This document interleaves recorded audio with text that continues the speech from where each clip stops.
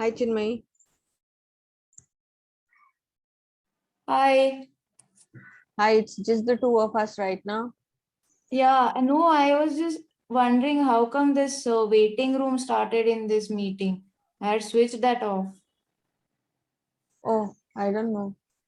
Okay, I switched it, I think, but I switched that off again. So I hope that waiting room is closed now. Mm-hmm.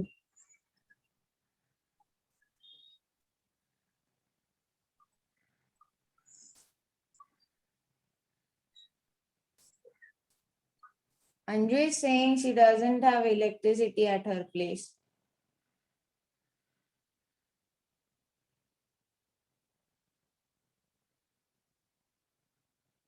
So now, is Marina going to be around?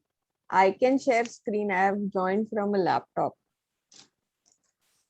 Okay. Or maybe you just make me the host and I'll make her the host. And she can, because I've joined from my daughter's laptop. So I'll have to download. I've made you and Anju both Huh. co-hosts. So whoever can share the screen, then they can do it at that time. Okay. Yeah. Yeah. Hey everyone. Hi. Hi. What Hi. is Hey, the I just situation? wanted to say I don't have power at home since 10 in the morning, yaar, and it's supposed to be expected Hi, around 5. Shweta. Hi, Darshini. Hello, Darshini. How are you? Yes. Oh, I'm mute. Okay. Yes. Hi. How are Hi, you? hi. Hi. So, Hi. what is the sequence? It's the same sequence. We'll have a presentation first, and then. I don't. There is only one presentation, but the sequence is PK Das, then Praveen, Meena, Comrade Sheikh. Uh, PK Das is going to talk about the sanitation workers housing that he has made now. Praveen is going to talk about the mill workers housing. No, I saw that sequencing. Huh. Just that Rajendra Bhai called saying that he wants to leave after 45 minutes at 3:45. So, is Okay. it possible to have Shuffle it. shuffle it? So, after the presentation. So maybe even Comrade Sheikh is going to be there only for an hour, and he will join at 3:30. So we'll have to keep that in mind. I'll remind you in between in the text. So, what should be the sequence? The first is the presentation.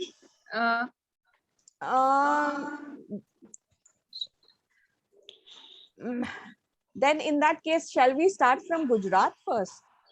Okay, then we take Gujarat. All right, that's good then. Huh? And then maybe we can reverse the order. Comrade Sheikh goes first. So Gujarat, you get Rajendra Joshi. Yeah.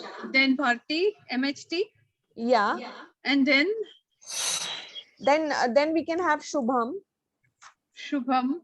Shubham is going to talk about general or I have no idea. Marina was coordinating with him. okay, let me see the background. Shubham is going to speak about the Rajasthan, no, and the Ahmedabad case. Okay, that so then Ajivika Bureau had worked on. Acha, Shubham is from okay, fine. Huh. So then will be Shubham and then Sheikh. Then Sheikh, Comrade Sheikh, and then we can have PK. PK and then Meena and yeah, TK. So 4. I think only thing is that probably others too might have these constraints who have not told us. For example, is PK going to be there for all the entire period or? I don't know. I mean, maybe while you are introducing the thing, we could just have a small discussion. We could speak. If anybody has constraint, maybe they can just flag that up first, and then we may not necessarily then go in the order that we have decided. It could be Maharashtra, Gujarat, Maharashtra. It could be mixed up. It could be mixed up also. Yeah. Oh. So I'll begin with a 2-minute introduction to the webinar series that we are doing, and WPC, Working People's Charter, and a brief introduction to that. And then I'll introduce you and hand over to you. Is that Okay, fine? so I introduce the speaker, right? If you want me to introduce the speakers, I can do that also. No, I but will do it so that I can introduce and it can start. Otherwise, I'll be back and forth. yes, back and forth, back and forth. It will be a little, yeah. Oh, Shachi is also joining. Hi, Shachi. So you in Pune, Shweta? No, Mumbai. Mumbai? Okay. There's something at TIS also today, right? At some Yeah, time. they're inaugurating the Maker. yeah, the exhibitions. The Yeah, I know. Kamathipura thing looks very nice. Yeah. Yeah, so that. But Ratula said they're going to record it, so I'm hoping that we'll be able to see it later. Okay, that's good. If they email everyone the Yeah, recording. that'll be good. Yeah, Yeah. that'll be good. Yeah. Is this your virtual background? Yeah, this is the university. Just one moment, Meena.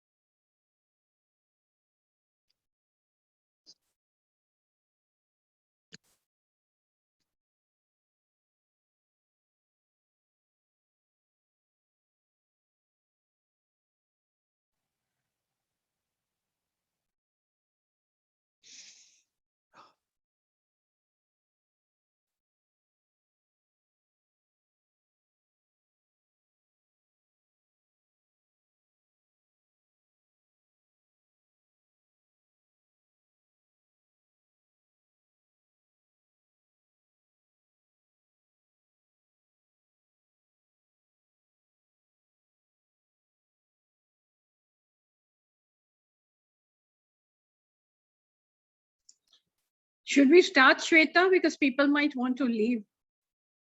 As per.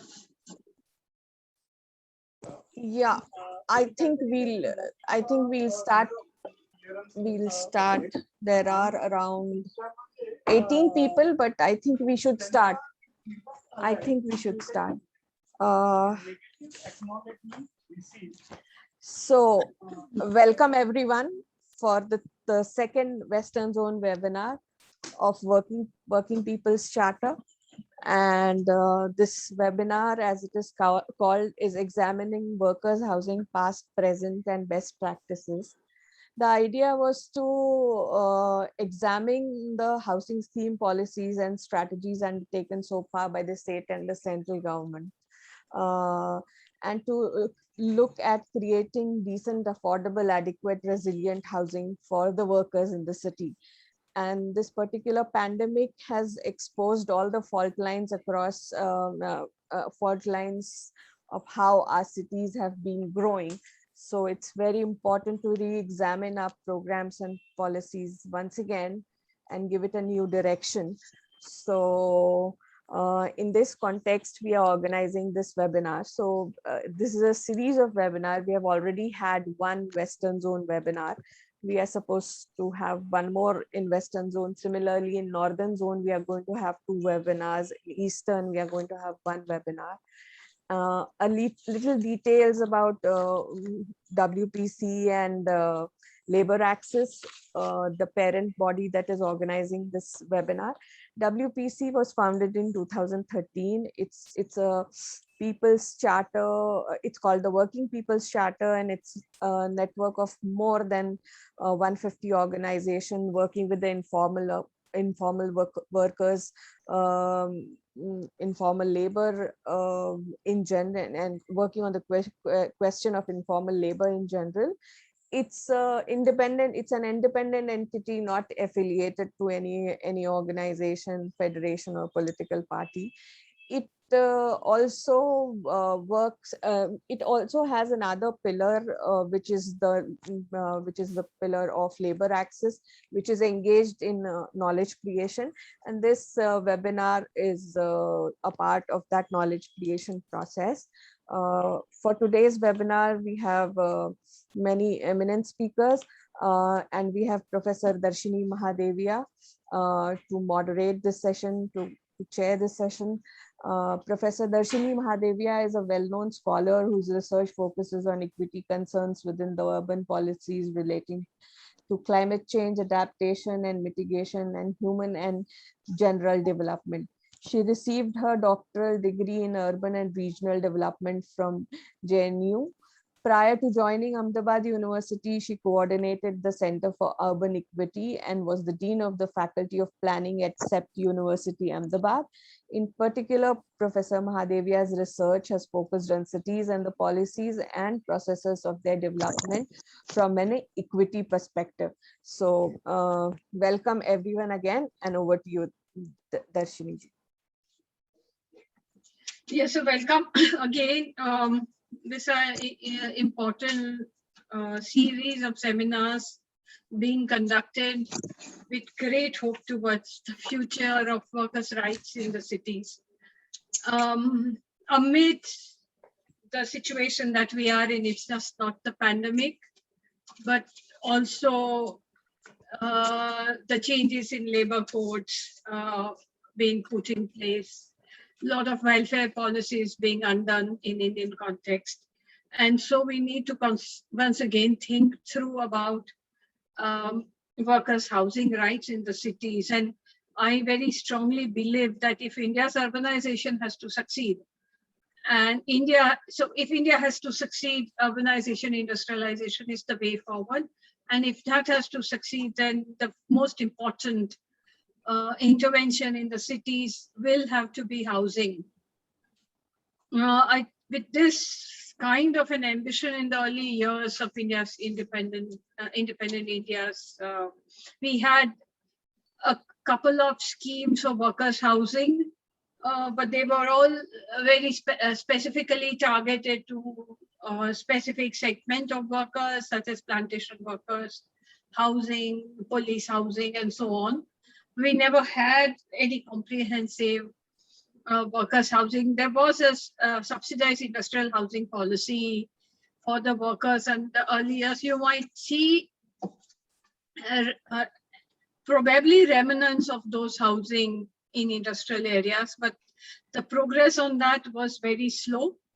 And I think that subsequently we haven't had much of progress on this. Some of the employers have given housing to the workers, which are very, very primitive shelter, such as workers on the construction sites. I think it's really subhuman, often subhuman kind of housing. Or in some of the industries where the workers live on the campus, in once again a very poor quality housing. In some of those sites, we had done some studies earlier of ceramic workers housing long time back, where the workers were living on the site, and the local trade union was organizing the ceramic workers, said that we want them to move out of the housing in employer provided housing, because under the pretext of providing housings, the wages were being sort of compromised and they were under the thumb or control of the employer. So there are various experiences that we have historically in terms of how workers' housing has been provided, if at all. So this is sort of an interesting set of seminars to now see what is the way forward for workers' housing. At least in lip service, there is this national government commitment under Housing for All that's being said. There is this rental housing policy also which has come up, affordable rental housing policy, whatever affordable means in the context that we are in. So we should be brainstorming, or we should be discussing through how we could use the past experiences and available commitments and financing from the national government to see whether it can be molded to serve workers' rights in our cities. A new form of urbanization that is coming up is enclave urbanization in townships and industrial estates. I think there's a great amount of emphasis on subsidized special economic zones, which have now been upgraded to special investment regions, and the corridor-led industrialization, that is DMIC corridor. And it's just not here, but the corridor-led industrialization is something that is also happening globally as a way forward for urbanization, basically concentrating economic activities around the transport corridor.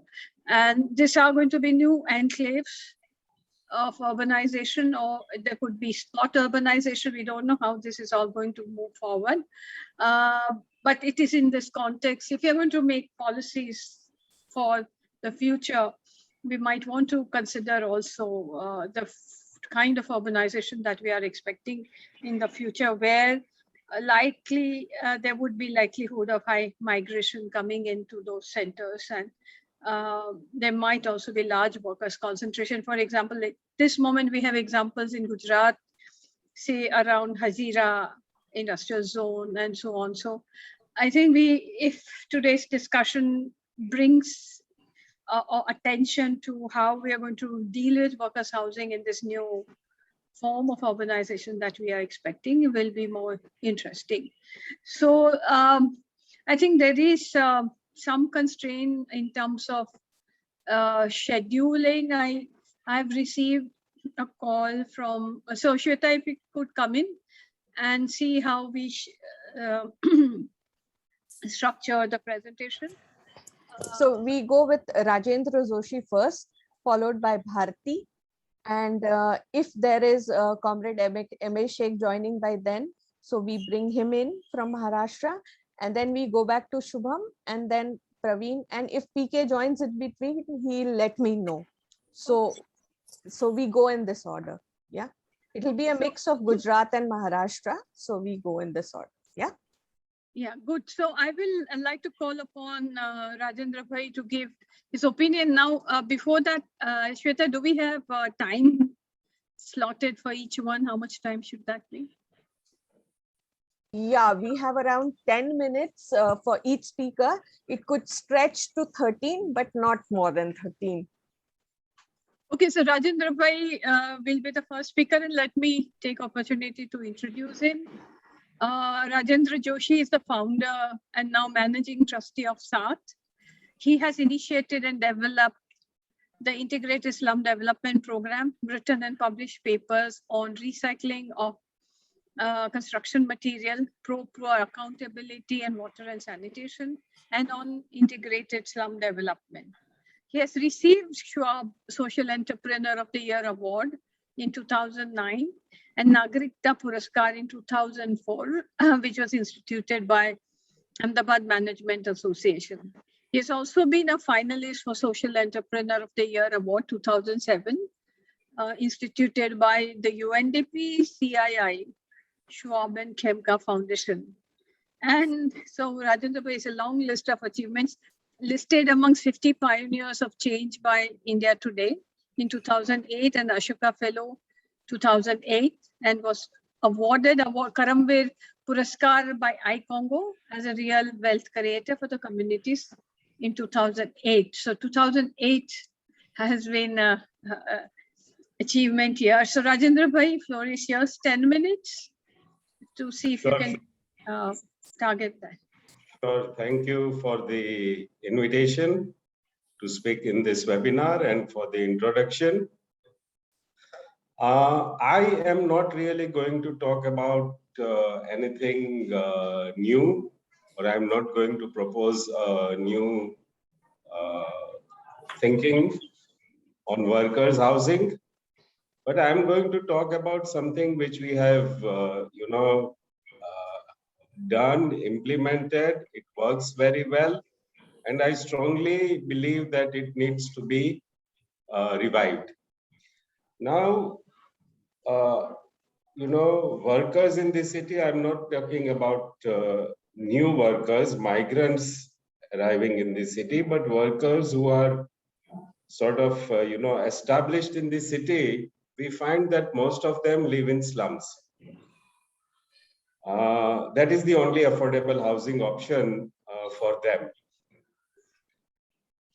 We also find that, changes that have happened is that today slums are also affordable housing option for migrants who, rental housing, affordable rental housing, dormitory kind of rental housing is available in slums. So what I'm saying is that really slums are a good, large, it is a good, large housing stock that we have. And if that stock can be used to create more housing, better housing, then I think that would be the most apt response. For example, when I said the best response is that otherwise we are talking about creating new housing stock. Yeah. Now, why should we create so much new housing stock when we already have housing stock ready in slums and chawls? What is required really is how does that land become legal? How do we ensure that the people who own houses in slums have entitlements on the land in which they live? I think if that can be resolved, and it has been done in various places, various governments have given pattas. They have used various means by transferring the ownership of the land from whoever was the previous owner. It could be government, it could be, private landowners. It could be land that is in dispute. they have transferred the rights over to the residents. Again, when I talk about transferring rights, I'm not talking about, such kind, I mean, they could be or they could not be such kind of rights which give full ownership for a very long time to the residents. The example that I'm going to give, gave a very tenuous kind of an ownership or security, surety that people will not be evicted, and it worked very well. So let me talk about, the incremental housing approach which I was involved in. I'm sure most of you know about it. It was known as the slum networking project in Ahmedabad, and it was a partnership project between, the municipal corporation, the slum communities, and where Saath as an NGO acted as a facilitator. And there are other NGOs who have also acted as facilitators, such as the Mahila Housing Trust. Now, over here, the approach was that, slum residents are willing to pay for the land and they are willing to pay for services, basic services. Again, when I say pay, it is not just paying for the use of those services, but paying for the installation of such kind of services. So what this slum networking project was about is that the residents would get drainage, basic services such as drainage, water supply, sanitation at a household level. And at the public level, they would get roads and street lights. I'm talking way back in 1996 or 97. At that time, the cost for providing these services was estimated to be 6,000 rupees per household. And when we talk with the residents, they sort of say that, yes, we want this kind of services and we are willing to pay for it. We talked to the Ahmedabad Municipal Corporation, and fortunately there was a commissioner, Mr. Keshav Verma at that time, who listened to us. And he said, this sounds good. So we designed this slum networking project. And then, the municipal corporation said that, we will dovetail some of our schemes into the project. At that time, they had a scheme for the construction of toilets. They said we will dovetail it. And at the end of the day, the slum residents had to pay 2,000 rupees. And slum residents had to pay, the municipal corporation paid 4,000 rupees. Slum residents paid 2,000 rupees, along with an extra 100 rupees for maintenance costs, etc. In the process, slum residents became taxpayers. They were charged, they were given bills for water tax. Of course, the slum residents said that, we want some kind of a security that we will not be evicted. At that time, we proposed that, there should be a way by which they can pay for the purchase of that land. But I think we were way ahead of our time, of the times at that time. So we settled, the slum residents settled that, if the municipal corporation gives a guarantee that they will not be evicted, they would be willing to pay for these services. The guarantee was that they will not be evicted for 10 years. And then there would be a 10-year, extension of that guarantee. And that guarantee would be given by the standing committee of the municipal corporation. Now, imagine that this was sufficient for the slum residents at that time to pay for the services, and I'll talk about it later, how they upgraded their houses. The way we went about it is that, we created community-based organizations who took up the responsibility of getting payments from the residents. and who played the other role of ensuring that the quality of work was good. And the way it was designed is that, the 2,000 rupees would not be paid upfront. There would be an initial payment of 500 rupees, then the drainage lines would come in, and then another 500 rupees, then the water lines would come in. So it was staggered payment. And the residents did not have to pay to the municipal corporation directly, they paid to the CBO. And then the CBO, once it was satisfied with the quality, it would pay the municipal corporation. And frankly, it worked very well. The residents were happy. The municipal corporation at that time thought it was a good idea. It got international accolades. The Dubai International Award, it was replicated across, I think, 44 slums in Ahmedabad.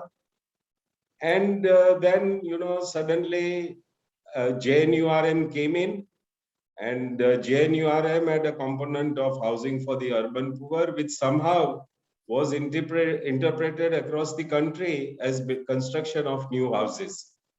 And incremental housing came to a full stop. And after that, I don't think it has been revived anywhere. And I strongly believe that that is the way to go. Once the basic services came into the slum residents, most of whom were workers, informal sector workers, started upgrading their houses in a big way. Better floors, pakka walls, better roofs, a bathroom, according to their capability, financial capability, they upgraded their houses. The houses became, if I may use the word, quite decent. And the best part is, according to the ability, the houses were upgraded. So even today, if you were to visit Gupta Nagar, where we worked, you will find some houses are in the process of getting upgraded. Let me get back to the purchase of land. About 2 years ago, I think, Darshini can correct me if I'm wrong, is that the Gujarat government, I think it was a national policy, that, land which is located on urban land, which was taken up under the Urban Land Ceiling Act, that land can be sold to people who are staying on it at Jandri rates. And many of the slums in Ahmedabad are located on such kind of land. And there the opportunity was there for the residents to buy that land, and they jumped at it. And many of them have now become owners of the land that they live in by paying the Jantri rates. And of course, the good part was that the Jantri rates were, designed in a way that the smaller your house, then the Jantri rate would be less.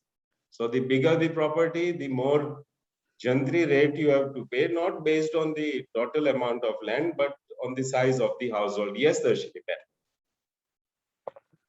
You'll have to unmute. Okay. Yeah, 10 minutes probably are ending. So if you could wind up. Yeah, thank you, Darshini. Yes. So because we want some question session with you before you go. Yeah, so I was just finishing that really this is something that we have seen, an approach that we have seen. It works very well. It doesn't dislocate people. It doesn't disrupt livelihoods. It doesn't disrupt social networks, and is very, very affordable for the residents. So I think that if the approach of incremental housing is revived, it will be a good way of resolving the housing issue for workers. That's all. Thank you. Thank you, Rajendra. Sorry to intervene. Are you going to be there till 3:45? Yeah. Yeah. Okay. So we can invite Bharti Ben, if she's here, if she can also finish in 10 minutes, because the Ahmedabad experiences are quite close by, and then we can have questions for Rajendra Bhai and Bharti Ben, and then Rajendra Bhai, if you could just be around for that. Thank you, Darshini Ben. Yeah, Bharti Ben. let me introduce Bharti Ben. Just a second. Bharti Bhosle is a civil engineer and heads Mahila Housing Seva Trust on housing, water and sanitation programs in Madhya Pradesh, Ahmedabad and Maharashtra. Very long experience. Sorry, a long experience of 25 years in managing slum upgradation with emphasis on water, sanitation, housing and climate resilience. She has also been active in organizing and planning Swachh Sarvekshan activities based on Swachh Bharat mission guidelines and liaisoning with government. Recently, they've also begun to work with planning bylaws for low-income housing as well as in heritage precinct. And she is also a Mahila Housing Trust, and with the initiative and leadership of Bharti Ben, they're working in the PMAYU in Gujarat. Including social audits and partnering with urban local bodies to identify beneficiaries and helping beneficiaries negotiate the entire process of PMAY housing. So Bharti Ben, floor is yours. Maybe you could finish in 10 minutes. Thank you, Darshika. I can share my presentation.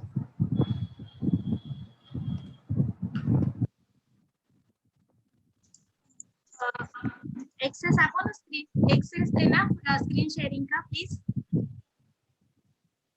Hello, screen share allow करिए. Allow कर रही हूँ.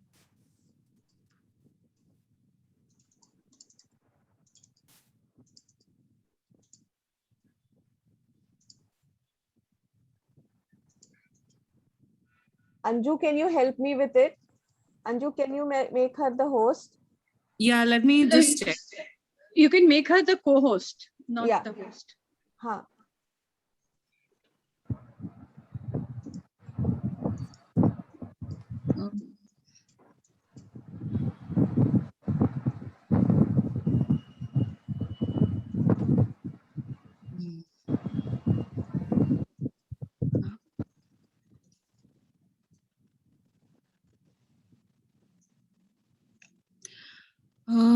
I'm not able to do it. Okay, no problem. महिला housing trust 25 साल पुरानी गरीब और श्रमजीवी बहनों के लिए काम करने वाली संस्था है. हम लोग आवास और प्राथमिक सुविधाओं के लिए बहनों के लिए काम करते हैं. हम लोग 8 राज्यों में और 38 सिटीज में काम कर रहे हैं. आज मैं जो आपसे बात करने जा रही हूँ वो पर्टिकुलर इन सिटू स्लम रीडेवलपमेंट प्रोजेक्ट जो है हमारा उसके लिए बात कर रही हूँ. और अगर आप जैसे आप सबको पता है कि प्रधानमंत्री आवास योजना अर्बन गुजरात में जिसमें 4 वर्टिकल है. ओके, भारती बहन, आपका स्क्रीन मैंने आपका पीपीटी शेयर किया है. जी, दिख रहा है क्या? हाँ, मुझे दिख रहा है. अभी हाँ, तो 5th स्लाइड पे आ जाइए ना. 5th स्लाइड पे, ठीक है. Okay. मैं भी वही कर. जैसे आप सबको पता है कि पीएमएवाई अर्बन के जो 4 वर्टिकल है, in situ slum redevelopment, credit link subsidy, affordable housing partnership और बेनिफिशियरी लेड कंस्ट्रक्शन. तो इसके नेक्स्ट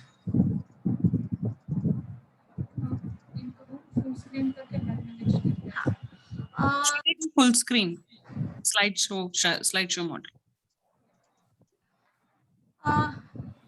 अगर हम गुजरात की जनवरी महीने का प्रोग्रेस अगर देखें तो करीबन 7.5 लाख हाउसेस सैंक्शन है और उसमें से 4,98,170 हाउसेस कंप्लीट है. और सबसे ज्यादा जो प्रोग्रेस हुआ है, नेक्स्ट प्लीज, पूरे गुजरात, सॉरी आप बैक कीजिए. हाँ, अगर इंडिया में अगर हम इस वर्टिकल के तहत प्रोजेक्ट देखें तो 178 प्रोजेक्ट्स पास हुए हैं और सबसे ज्यादा गुजरात में 117 प्रोजेक्ट्स पास हुए हैं. और उसमें भी सबसे ज्यादा अहमदाबाद में इस वर्टिकल के तहत काम हो रहा है. नेक्स्ट, इसके जो एक्सपीरियंसेस है हमारे वो मैं आपके साथ शेयर करूंगी।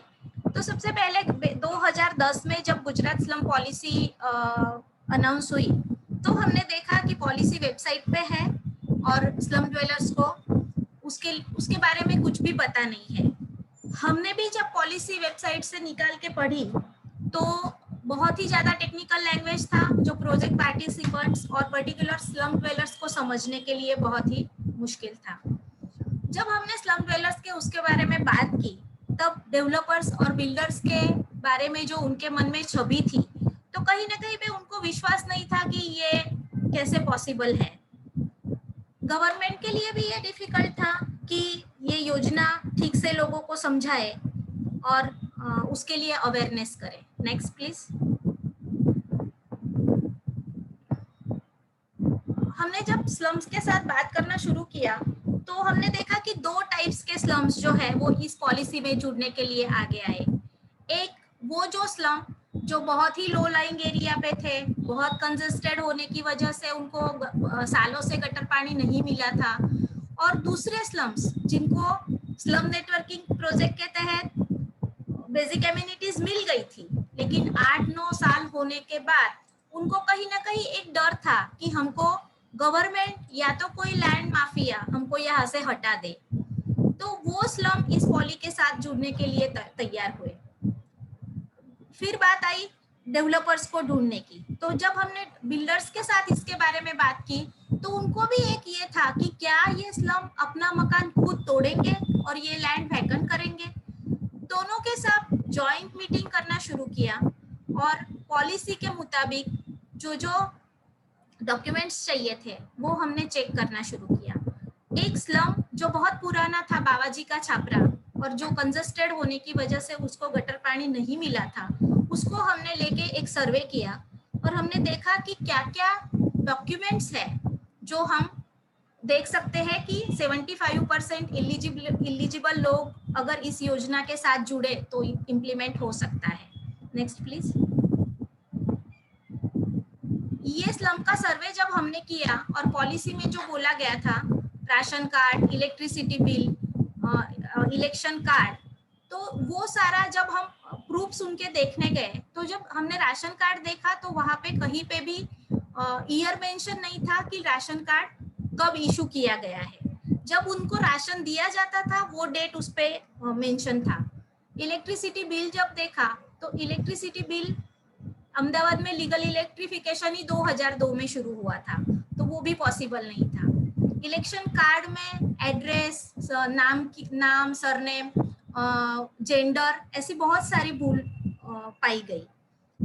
एक पॉलिसी में लिखा था कि any other proof as decided by the prescribed authority, वो उसके तहत हमने देखा कि क्या क्या ऐसे प्रूफ्स हो सकते हैं जो ये प्रूव करे कि वो बंदा उसी स्लम में 10 साल से रह रहा है।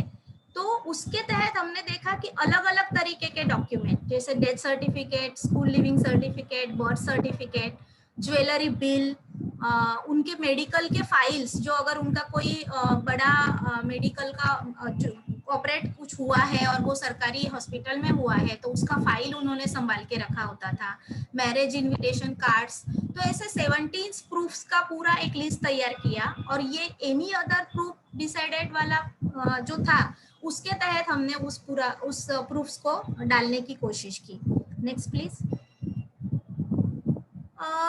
एक और उसमें था कि डोमेसाइल 25 इयर्स का गुजरात का डोमेसाइल, तो नॉन गुजरातीज के लिए तो ये बहुत ही मुश्किल बात थी कि क्योंकि डोमेसाइल क्या होता है वो ही उनको पता नहीं था। तो ये सारा सर्वे और ये सारा करके हमने अलग अलग एजेंसियों से अलग अलग सरकार में बात करके 8 महीने के बाद ही इस पॉलिसी में एक चेंज ये आया, एक रिवीजन हुआ कि 25 इयर्स वाला डोमेसाइल जो था वो उसमें से निकल गया। नेक्स्ट। अब जैसा कि हम इस पूरे प्रोसेस में कैसे हमने काम करना शुरू किया, तो सबसे पहले हमने डेवलपर्स के साथ एक एमओयू किया, फिर पूरा एक स्लम का फाइल एज पर पॉलिसी बना के सारे एनेक्स्चर्स, अटैचमेंट सारे जोड़ के एएमसी में वो फाइल सबमिट करवाया डेवलपर से और फिर स्टेट में उसको क्लियरेंस के लिए भेजा।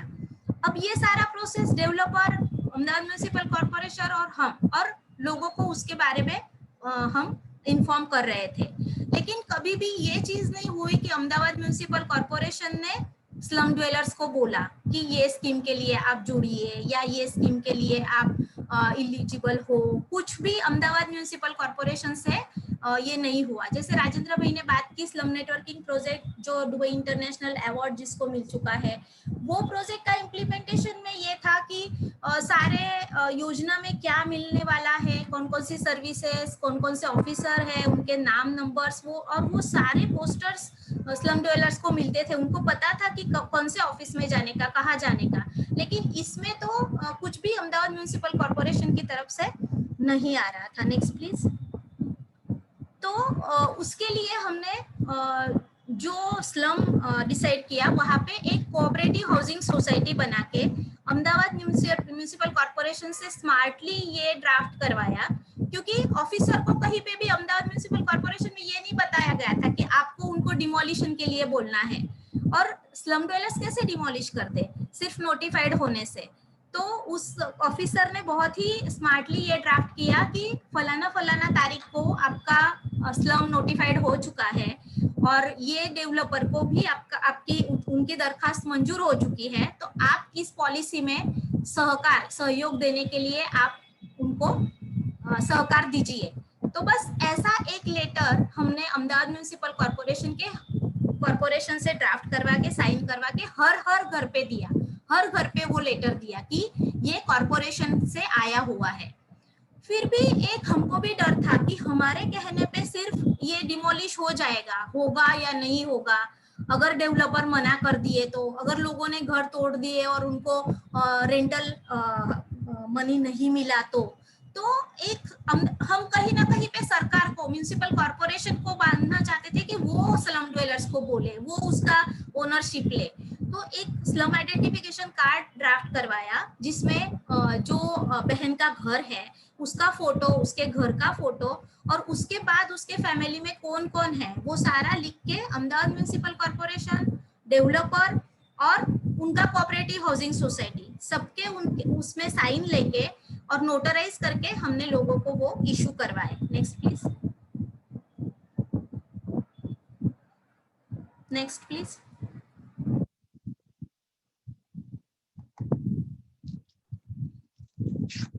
एक मिनट। हाँ,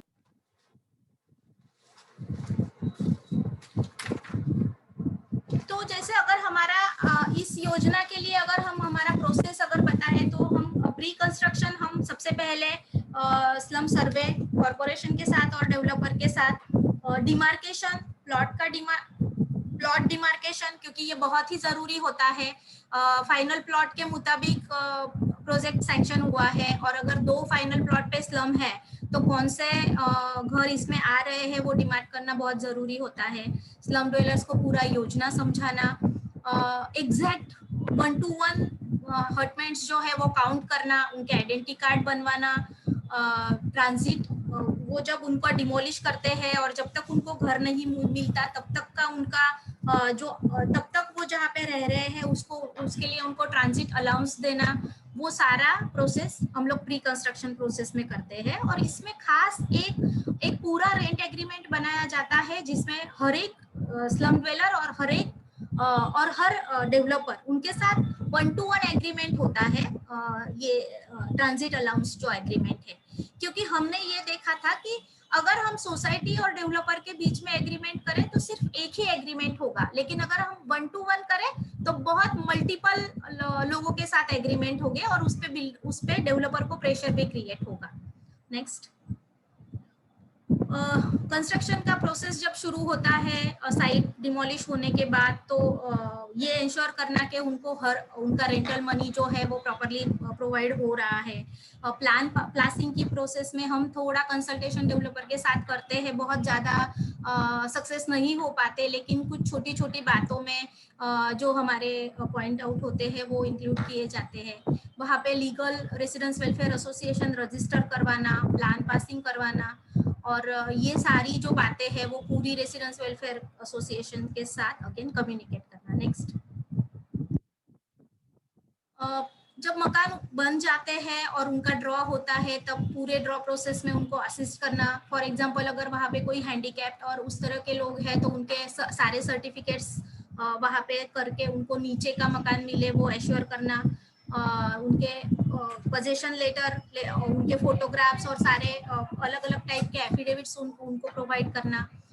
मेन बात ये होती है कि जब रेसिडेंस वेलफेयर एसोसिएशन ये हो रहा है तब उसको ट्रेनिंग देना मेंबर्स को भी और कमिटी को भी, वो बहुत इम्पोर्टेंट होता है।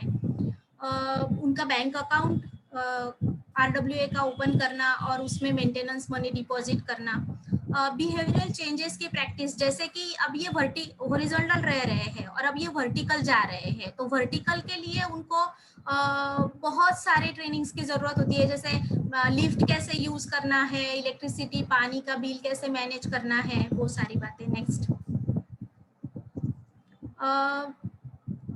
अगर इसमें हम देखें तो ये सारी प्रोसेस में जो पॉलिसी इन्फ्लुएंस हुए वो इस तरह से हुए कि 2013 से पहले कहीं पे भी कमर्शियल स्पेसेस, जो स्मॉल कमर्शियल स्पेसेस थे वो इंक्लूड नहीं होते थे, तो अब वो इंक्लूड होने लगे हैं। और जहाँ पे जिसकी अगर दुकान है छोटी सी तो उसको 12 स्क्वायर मीटर की वहाँ पे दुकान मिल रही है।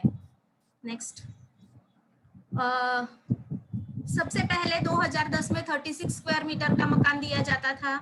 उसके बाद 2013 में 25 स्क्वायर मीटर उन लोगों ने किया और फिर थोड़ा एडवोकेसी और लॉबिंग करके 30 स्क्वायर मीटर तक उसको कराया गया। एक जो चीज आती थी वो ये थी कि जो लोग जिनके पास पुरावे नहीं है और उनका घर वहां पे है तो उनको कैसे इसमें इंक्लूड किया जाए, तो उनको प्रोजेक्ट अफेक्टेड पर्सन के तौर पे उसको इंक्लूड करके वो अगर 3 लाख रुपए पे करते हैं तो उनको भी वहां पे घर दिया जाता है। बाकी लोगों को जो इलिजिबल है एज पर पॉलिसी वो प्रूफ्स दे रहे हैं तो उनको फ्री में मकान मिलता है।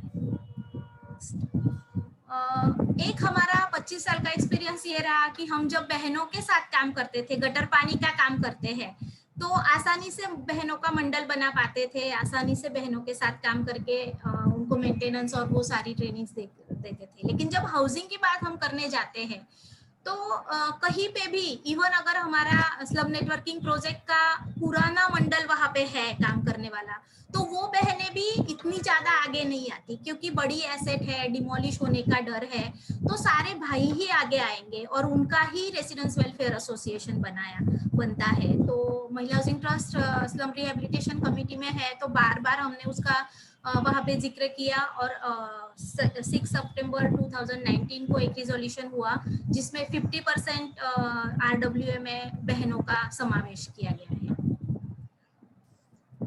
चैलेंजेस इसमें बहुत है, जो ये 7 स्टोरी जैसे बिल्डिंग बन रही है तो मेंटेनेंस का बहुत बड़ा दिक्कत होने वाला है। अगर रेसिडेंस वेलफेयर एसोसिएशन ठीक से काम नहीं करेगा तो ये सारा पूरा अगेन वर्टिकल स्लम्स हो जाए, वो डर है। नेक्स्ट, दूसरी चैलेंज ये है कि अगर स्लम में लोगों ने जैसे राजेंद्र मैंने बताया कि परिवर्तन प्रोजेक्ट अगर हुआ है तो लोगों ने बहुत सारा इन्वेस्टमेंट अपने मकानों में किया है, तो डबल स्टोरेज बनाया है, तो उनका वो कुछ ऐसे मकान वो उस योजना के साथ जुड़ने के लिए तैयार नहीं होते। अभी भी सिर्फ मकान बनाने की बात चल रही है लेकिन उनके लाइवलीहुड के लिए डिजाइन में कोई चेंज लाने की या डिजाइन उस तरह से लाइवलीहुड के तौर पे करने का वो कुछ अभी नहीं हो रहा है। 2010 की पॉलिसी में 2010 कट ऑफ डेट रखा गया था और आज 2021 में भी हम काम कर रहे हैं तो कट ऑफ डेट वही है, तो उसको भी थोड़ा अकॉर्डिंगली देखने की जरूरत है। सबसे ज्यादा जो है वो अभी भी किसी ने ये capacity building residence welfare association की उसमें बहनों की भागीदारी की वो नहीं सोची गई है, क्योंकि सिर्फ मकान बनाना एक बात नहीं है, अगर वो मेंटेन नहीं होंगे ठीक से तो 10-12 साल बाद उसकी हालत जो होगी तो वो ध्यान में रखने की बहुत जरूरत है। तो ये गवर्नमेंट की ओर से जो कैपेसिटी बिल्डिंग का है उसमें हमको लगता है कि उन्होंने ध्यान देना चाहिए। Thank you. Thank you, Partiben. Is Rajendra bhai around or is left? If he's there, it's one Yeah, question. I am around. Okay, good. Thank you. If anybody has a question for Rajendra Bhai, just one question or a clarification, then we'll invite PK Das to speak.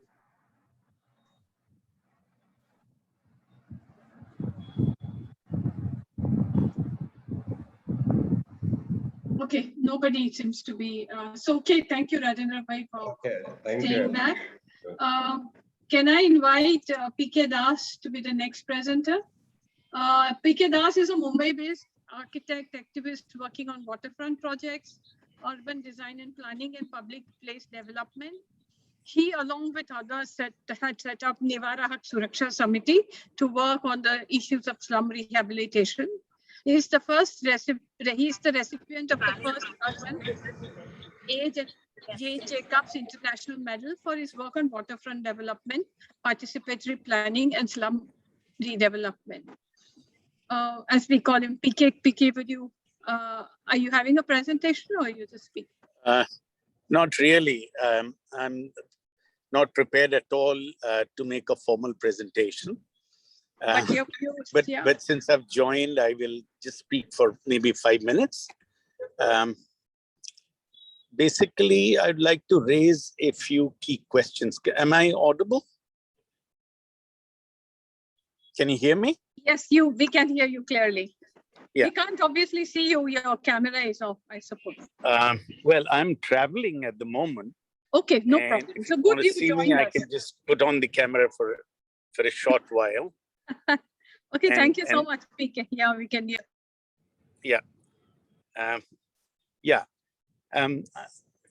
What I would like to do essentially is just raise a few critical questions to our friends, activists, and slum networking organizations relating to the question of housing. And for the poor, obviously, and for the slum dwellers in particular. I sort of look at it like this, that let us look at and critically understand what exists in slums, the social conditions that exist, the physical conditions that exist, and the environmental conditions that exist. Very briefly putting these three questions up front. And to answer each one of them in terms of sociological terms, the way people have, the choices people have not chose to live in slums. They've been forced to live in slums. The kind of relationships, the networks that have evolved are very often a condition of convenience. Again, not necessarily.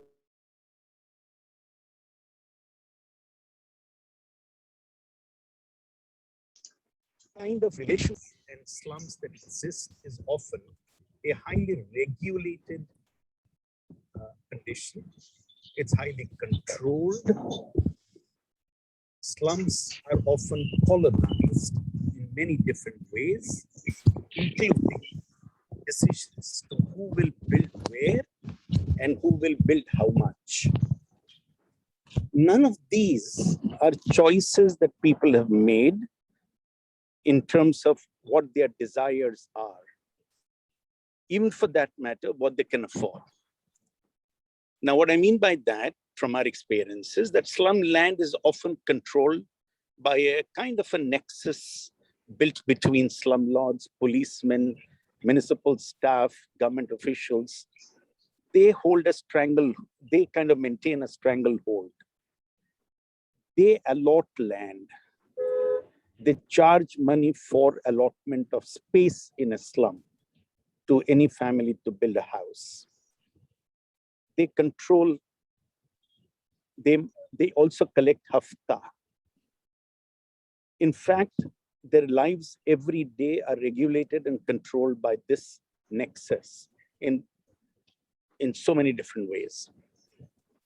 It's not the most safe condition for women to live. It's not the best condition for children to grow up. It's not the best condition for the aged either. Most men manage as they get out all day out of the slums to go work and come back home. Now, my question arising from this is, and that's one condition, the sociological condition. The second is the physical condition, which we know is terribly bad and inhuman, given the fact of inferior infrastructure, lack of services, lack of open spaces, lack of clean air, etc., etc. So the physical conditions too are extremely inhuman in many different ways. And the last is the environmental condition, which of course is terribly bad because it adversely affects the health conditions of people, right? We can relate thousands of studies and case studies made on the kind of health conditions that occur and are affected due to living in slums. I will not elaborate on each of these points, but the principal question that I would like to put forward and probe is, can improvement in housing conditions, can housing development plans and programs liberate people in slums from all these three conditions of oppression, of exclusion, of dehumanization, etc., etc. That's my key question. So I look upon housing and redevelopment of slums as a possible and a potential liberating process, a process of liberation, of freedom, of a democratic endeavor where people can together make decisions that affect their lives. So that's one key question that I'd like to put forward. And in that breath, I would like to ask a second question, maybe a second sub-question, that does therefore slums improvement in an incremental manner that does contribute substantially to this liberation that I'm talking about on all three grounds? I'm not sure about that. Moreover, coming to the second question, sadly, the housing question has been reduced over the years down to the question of a house. Housing down to house. Governments have led us to believe that housing is about houses, not housing. Why? Because that's the business that government promotes through private agencies. And hence the whole idea of privatization, ownership of housing has become a private matter. It's no more a public matter. Housing is much more than owning a house and improving a house condition. It addresses the questions of the relationship between houses, the spaces they have or enjoy between these houses, the common spaces, community spaces, and the conditions and the environmental conditions of community spaces is what defines housing. And it is the housing condition that affects people's lives, not houses alone. Because house alone is become a commodity that we dwell upon and deal with and negotiate with the governments constantly. And increasing policies are being simplified to housing as a commodity. Can we get out of this trap? Is my second question. I don't personally believe necessarily that improvement of slums, in situ developments can free us from these conditions and address the larger question of housing. It in fact involves us, preoccupies us, and engages us continuously with the question of a house and private gain of improvement and gaining a house. These are my big questions. I'm not making a presentation today. I'm not prepared. I'm traveling. I'm sorry about this. But I would like a discussion on these questions. And that the third proposal, therefore, I like to put forward for discussion and debate is that in high density slums like those in Mumbai and in many parts of Delhi and in metropolitan cities, densities where densities are phenomenally high, can we look at slums redevelopment through reconstruction as a means for that liberation? Can slums reconstruction be a way forward for the larger question of liberation that I'm referring to? Hence, can housing be a movement for freedom, for democratic rights and liberation? That's my big question. I would like to leave it with these questions. Thank you. Did I disturb you? Thank you, PK Das. Would you be available for any discussion, or should we Yes, have? yes, I'm in my car. I'm traveling, and I'm going out of town actually. But I'm available to yes, answer a few questions and participate till So the should we- networks help me. Okay, so maybe we'll have other presentations and have a general discussion for the questions that you have raised, which are really very pertinent. And looking at the workers' rights is a more political question than a housing question. So may I invite Darshini ji, can I ask a fundamental question to PK? Most to do- certainly. You can, but do we think we want to do questions now, Shweta, or wait? till Since we he's hear- traveling, he may choose not to answer now and answer later, but I just want to put it up so that Yeah, I'd love to have a question from you, if others permit. Sure, you can raise the question, Shweta, and then park it when we hear others, and maybe others could also attempt to answer that if yeah. What according to you is the difference between a slum redevelopment and a slum reconstruction, or a slum upgradation and a slum reconstruction? No, what I meant by that is really complete demolition and reconstruction, in order to focus on the commons and the environmental conditions and the relationships of built environment to natural environments. And in that process, building communities and their associations and movements and cooperatives. Okay, thank you. Thank you. Can I invite Comrade Sheikh to now make his presentation? Comrade Sheikh, M.A. Sheikh is General Secretary of C2 Maharashtra. He was legal advisor to Comrade Godutai Parulekar of Mahila BD Kamgar Grahanirman Samstha. Comrade Sheikh is also a lawyer, so we'll also like to hear a few of the issues on that from him. Comrade Sheikh. Yeah, thank you very much. सभी को मेरा नमस्कार। आज के इस webinar में बुलाने के लिए मैं अभी धन्यवाद देता हूं सभी को। एक स्कीम जो एक स्कीम जो भारतवर्ष में और महाराष्ट्र में बीडी हाउसिंग कॉलोनी जो बनी, जिसको कई जगह पर एशिया की सबसे बड़ी स्कीम के नाम से सराहा है। मैं आप लोगों को बता दूं, 1992 से शोलापुर में सभी असंगठित क्षेत्र के मजदूरों के लिए एक हाउसिंग स्कीम हो, ये डिमांड सीआईटी की तरफ से की गई थी।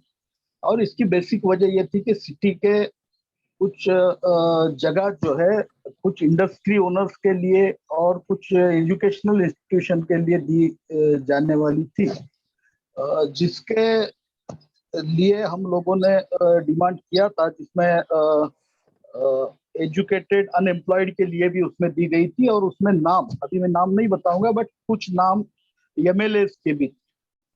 तो हमने बोला कि एजुकेटेड अनएम्प्लॉयड पर्सन के लिए जब जगह दी जाती है किसी इंडस्ट्री के लिए, तो मजदूरों के लिए भी कोई कॉलोनी बननी चाहिए। बेसिकली इस इश्यू को लेके एजिटेशन शुरू हुआ था और हमने मांग की थी कि कोई जगह बीडी बीडी नहीं, सभी असंगठित क्षेत्र के मजदूरों के लिए मिले। लेकिन ये संघर्ष चलता रहा 93 से 99 तक। और इसी दरमियान में महाराष्ट्र में सेना भाजप युति की सरकार आई थी, और इसमें हमारे CITU के एक भूतपूर्व अध्यक्ष और अभी के वाइस प्रेसिडेंट नरसैया आडम जी MLA चुन के गए। तो जो आघाड़ी की सरकार बनी थी उसमें इस बात को उठाया गया। तो काफी बार 95 से लेके तकरीबन 99 तक ये बातों को उठाया गया, लेकिन वहां पर कुछ बहुत ज्यादा पॉजिटिव ये नहीं हुआ। लेकिन कुछ रास्ते इस नई सरकार की ओर से बन पाए, जिन्होंने ये सुझाव दिया कि सभी असंगठित क्षेत्रों को तो नहीं, अगर आपके पास उसमें से कुछ ज्यादा तादाद में कुछ लोग हैं तो उनके लिए कुछ स्कीम्स गवर्नमेंट से है कि हम लोग चेक करते हैं।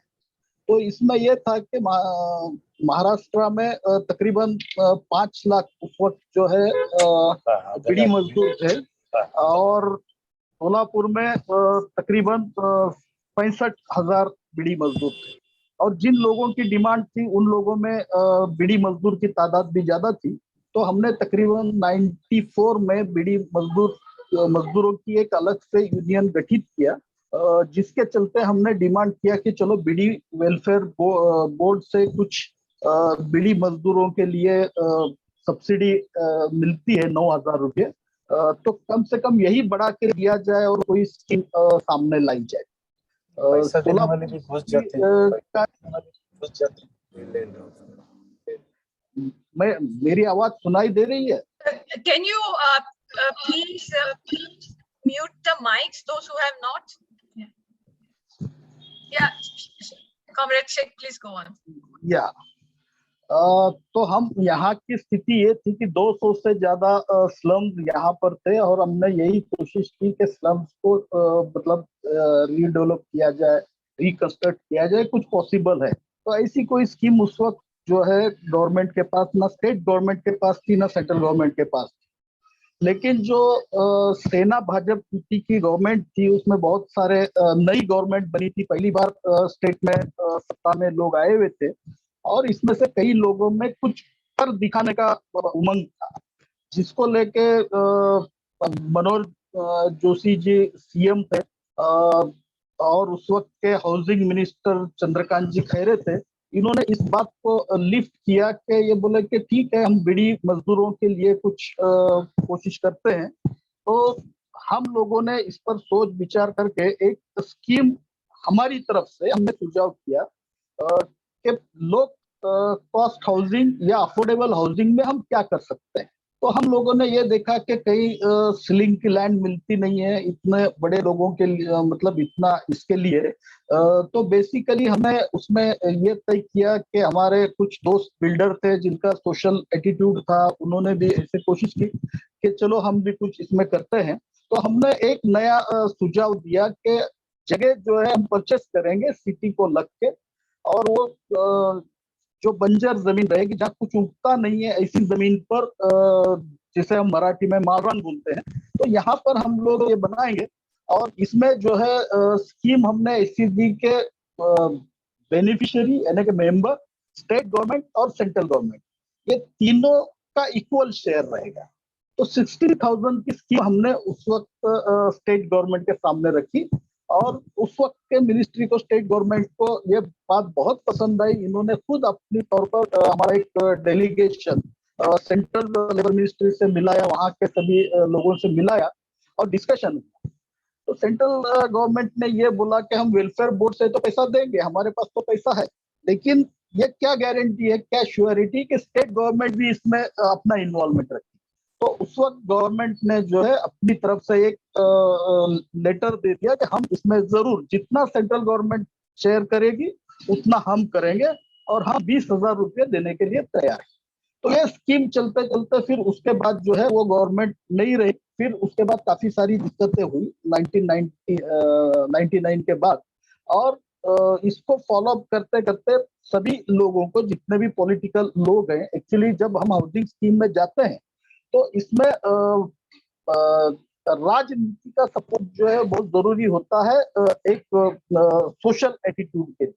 अगर वो नहीं होता है तो हम लोग कुछ नहीं कर पाते हैं। तो काफी सारे लोगों को लेके हम लोगों ने इसको अप्रोच किया और 8 मार्च महिला दिन, आप लोगों को मुझे याद है अच्छी तरह, 8 मार्च 2000 में पहली बार अटल बिहारी वाजपेयी जी प्राइम मिनिस्टर थे और लेबर मिनिस्टर सत्यनारायण जी जतिया और बाकी सारे लोग, जैसे कि उस वक्त जो सेंट्रल मिनिस्ट्री में आए थे, मनोहर जोशी भी उसमें आए थे, बाकी चंद्रकांत खैरे जी भी थे, कुछ सीपीएम के लीडर सोमनाथ चटर्जी थे, वासुदेव आचार्य जी थे, कांग्रेस के कुछ लीडर जो सोलापुर से काम करते थे, सुशील कुमार जी शिंदे थे।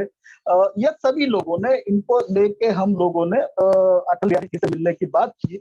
और आप लोगों को मतलब यहाँ बताते हुए मुझे मतलब खुशी होती है कि शरद पवार जी जो उस वक्त पार्लियामेंट में थे, वो लीडर थे अपोजिशन के, उन्होंने ये सारी डेलीगेशन की अगुवाई की और वहां जाके वो महिला दिन के अवसर पर 8 मार्च 2000 में इस स्कीम को उन्होंने बोला कि हम इसको जो है एक्सेप्ट करते हैं और 20,000 जो है शेयर हम लोग देने को तैयार है वेलफेयर फंड से। तो इस तरह ये हुआ। उसके बाद काफी और मतलब प्रॉब्लम्स हुए, कई प्रॉब्लम्स को फेस करना पड़ा, लेकिन इसमें यह है कि जो वर्कर है, हमारा पहले से ये रहा है कि इसको कोई पॉलिटिकल मतलब कलर ना आए और एक सोशल एक्टिविटी के तौर पर एक कम्युनिटी को आगे ले जाने के लिए, उसको डेवलप करने के लिए हम लोगों ने ये स्कीम को रखा था। तो ये सारी चीजें आगे चलते चलते फिर उसका वेरिफिकेशन हो गया, मेंबरशिप का ये कौन रहेगा, उसका क्या रहेगा, ये सारी चीजें आई। अब सवाल ये था कि 20,000 रुपये पीढ़ी मजदूर कहाँ से ला के देगा, ये बेसिक सवाल था, जिसमें हमने उसमें भी एक कुछ सुझाव दिया। हमने सेंट्रल के लेबर मिनिस्ट्री को बोला कि इसमें एक रास्ता हो सकता है, ये मजदूरों का प्रोविडेंट फंड है जहां पर ईपीएफ, जहां से हम एडवांसेस ले सकते हैं, उसको कोई इंटरेस्ट नहीं लगेगा और जितना उसका पैसा जमा होगा 5,000 रुपये से लेकर 20,000 रुपये तक जो भी इसमें रहेगा, वो अगर देंगे तो एक मजदूर भी लाके उसमें भर सकते हैं। तो इस तरह ये स्कीम शुरू हुई। उसका सारी चीजें होने तक मतलब इसमें ये शेयर्स वगैरह आए और मिनिस्ट्री ऑफ लेबर ने भी ये कोऑपरेट किया। कई लोगों के 5,000 से लेकर 20,000 तक के रुपये उसमें जमा हो गए पीएफ से, और इन लोगों को ये मकान 60,000 में हमने देने का जो डिसाइड किया था। और उसका जो टाइम बाउंड था जिसमें सारी चीजें होती गई, सेंट्रल से पैसा आता गया, जैसे सेंट्रल से सब्सिडी का चेक निकलता तो स्टेट गवर्नमेंट इमीडिएट कुछ बगैर कुछ मतलब ये किया वो दे देती। इसमें हम लोगों ने एक मॉनिटरिंग ये जो अथॉरिटी थी जिसके वेलफेयर कमिश्नर इसको देखते थे, इसके अलावा कुछ हमने खुद से मांग की कि मिनिस्ट्री ऑफ लेबर से कुछ लोग भी इसमें आए, जिसमें अकाउंट डिपार्टमेंट के लोग थे, जिसमें उनके इंजीनियर थे। एक इंजीनियर प्रोजेक्ट कंप्लीट होने तक यहाँ थे, वो जब तक उसको वेरिफिकेशन करके सर्टिफाई नहीं करते उसका सब्सिडी नहीं निकलता। तो हम भी यही चाहते थे कि लोगों को पूरी ईमानदारी से उनका हक का जो है, हर पैसे का जो है उसको मुआवजा मिले, उसका उसको बेनिफिट मिले। तो इस तरह 2006 में खुद प्राइम मिनिस्टर उस वक्त डॉक्टर मनमोहन सिंह थे, उन्होंने आके यहाँ इस प्रोजेक्ट को मतलब उसके चाबियां जो है उसके सभी बेनिफिशियरीज को दिया। तो एक उसका अचीवमेंट रहा। इसमें कई सारी प्रॉब्लम्स आई। मैंने जैसे बताया कि 92 93 से लेकर 99 तक हमको हर रोज संघर्ष करना पड़ा, जिसकी वजह से हम जब भी यहाँ कोई मिनिस्टर आते, जब भी कोई मिनिस्टर से मिलते, तो यही बात किस तरह की जाए, इस पर डिस्कशन होता। और वो मजदूरों के जो घर थे उस क्लब में वगैरह, तो इसमें बहुत सारे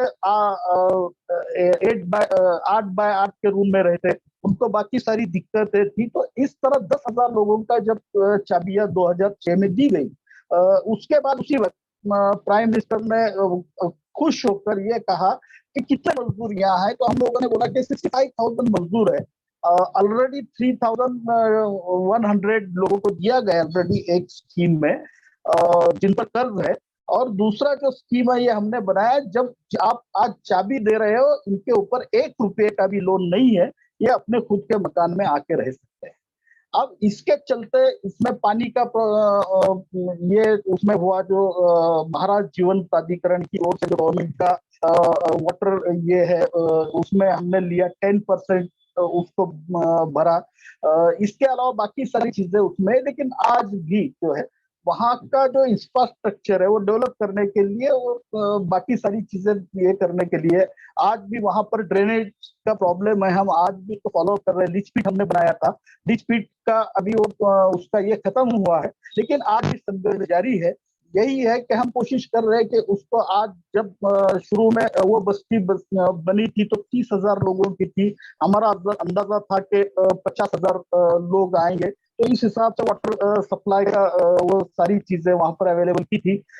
आज उसका संख्या बढ़ गई है, पॉपुलेशन बढ़ा है, आजू बाजू में और कॉलोनीज बनी है, जिसकी वजह से बहुत सारे लोगों को वहाँ जो है ये सारी चीजें देनी पड़ती है। तो इस तरह के प्रॉब्लम्स को फेस करते हुए उसको लेके जाना पड़ता है। और ये कॉलोनी हमने जब बनाई, कॉमरेड गोदूताई प्रोलेटर हाउसिंग प्रोजेक्ट के नाम से, कॉमरेड गोदूताई एक लीडर थी जो आदिवासी एरिया में काम की, काफी उनका ये था, तो उनसे इंस्पायर होकर उनका नाम इसको दिया गया है। तो ये कॉमरेड ये अभी वाइंड अप कर हाँ, सकते हैं आप? बिल्कुल 1 मिनट में वाइंड अप कर रहा हूँ, 1 ही मिनट में। तो इसको लेके जो भी ये आया मैंने आप लोगों के सामने रखा है। एक सिर्फ बात जाते जाते कहे कि मैं यहाँ जा रहा हूँ, जैसे कि गुजरात का प्रोजेक्ट आप लोगों ने यहाँ बताया, इसी तरह का प्रोजेक्ट महाराष्ट्र में सोलापुर में चल रहा है। 30,000 घरों का जो असंगठित क्षेत्र के लोगों के लिए है, जिसके लिए आज यहाँ मैं उसकी बात नहीं रख सकता हूँ। लेकिन लास्ट में यही कहूंगा कि जो प्रोजेक्ट आते हैं, जो स्कीम्स आती हैं, उसमें बदलाव करने पड़ते हैं। जब तक गवर्नमेंट और ऑफिशियल्स की तरफ से पॉजिटिव रेस्पॉन्स नहीं मिलेगा, हम लोग इस तरह के प्रोजेक्ट इम्प्लीमेंट नहीं कर सकते। बस, thank you very much. Thank you comrade Sheikh. मैं अभी शुभम को इनवाइट करूंगी। Shubham is a lawyer and researcher who works on urban issues with communities and social movements. He is currently engaged in labor and housing for migrant workers and is working with Ajivika Bureau. Shubham, you have a presentation or? Yeah, I have a presentation. So maybe would you stick within 10 minutes or so? Then we have one more presentation, then we'll have time to have discussion. Yeah, sure, absolutely, I can do that. If you could enable screen sharing so I can get my presentation. Anju, you will have to. Anju, are you there? Shweta, yeah, Shweta, I'm not the host, Shweta. You're not the host. Yeah, you are the host. I'm not the host. Okay. You are the co-host and Chinmay is the workers' charter is the host. So I'm can I make Shubham the co-host? Yeah, I think so. I think so. Shubham.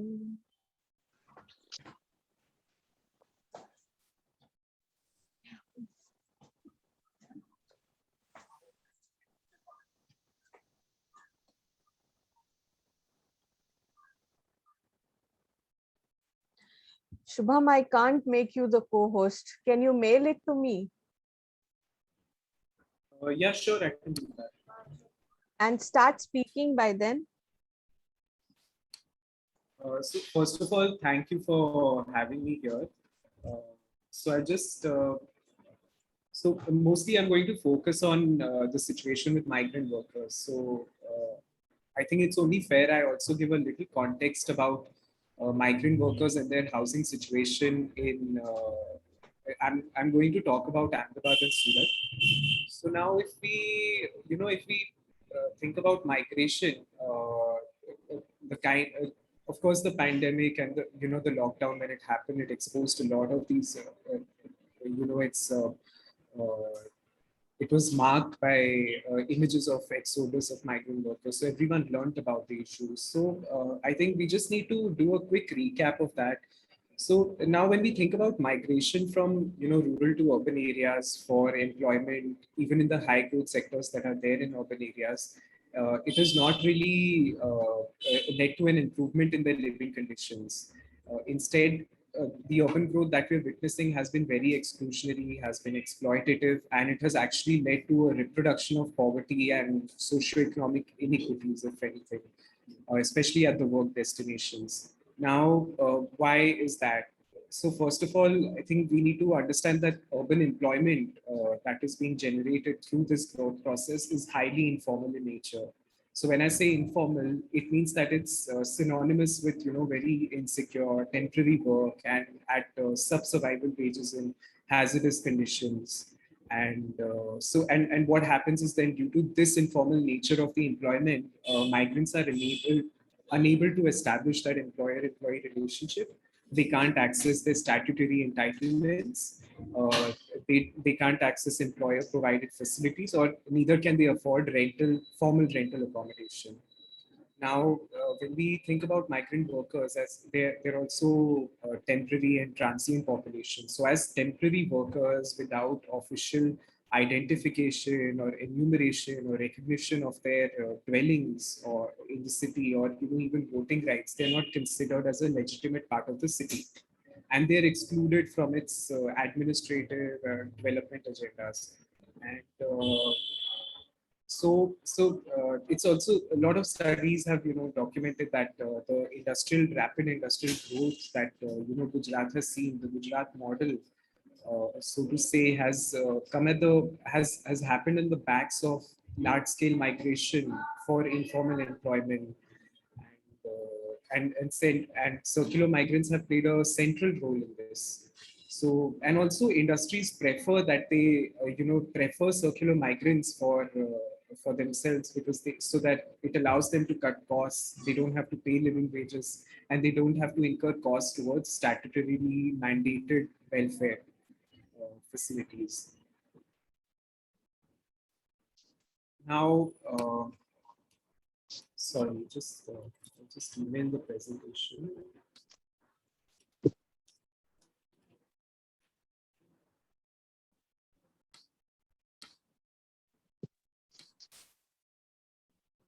So now when we also consider the kind of organization that we're witnessing, along with the neoliberal reforms, the format of a welfare state that is conceptualized in our constitution is steadily changing towards privatization of all state duties. So public provisioning is increasingly becoming privatized. At this, we have, urban areas are exemplary of this rapid change. So what is this resulting is in newer forms of marginalization in the city. Now, we understand urban poor folk, and we've been talking about them so far.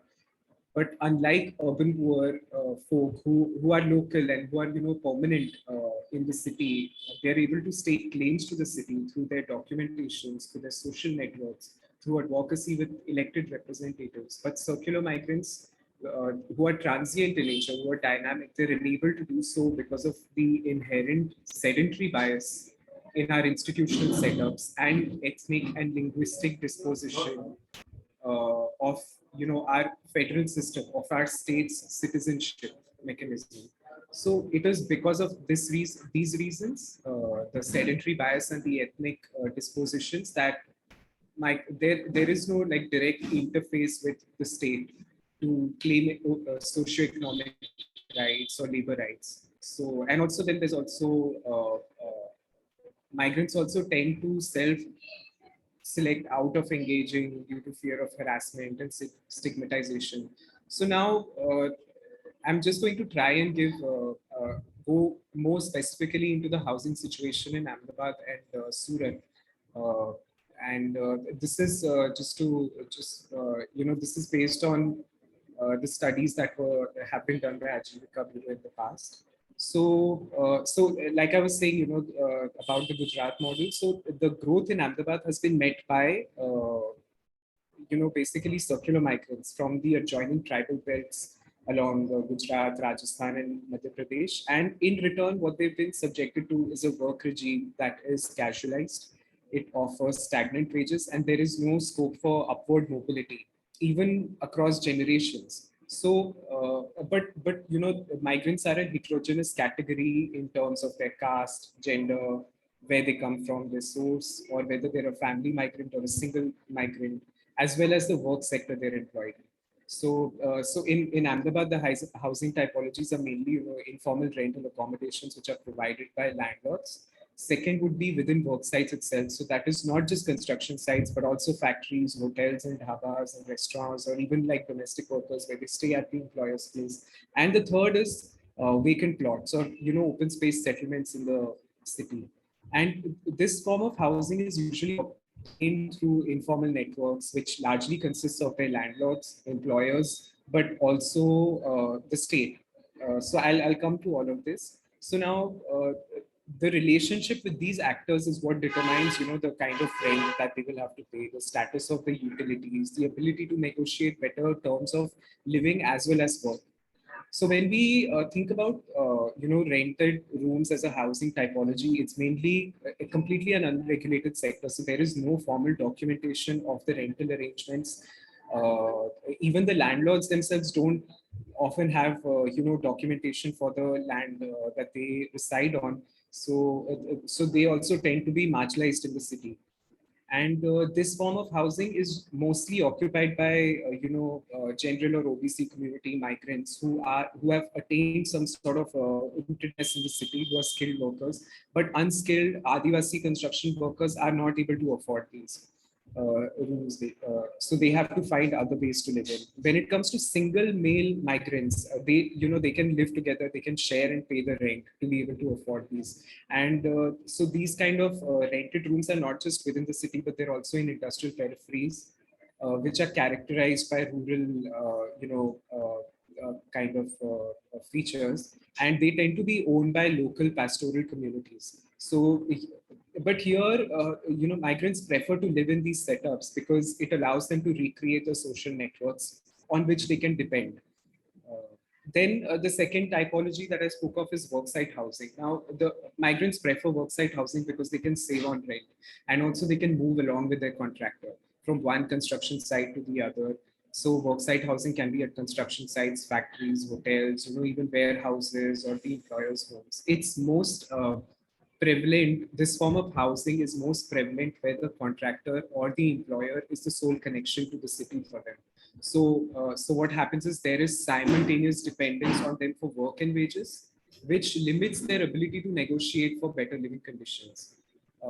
And then worksite house, in case of worksite housing, what also happens is they are paid less for the same work that other workers might be doing, and they are also subjected to unregulated, arbitrary working hours. And also, women bear a brunt of the lack of basic facilities and all in this kind of housing.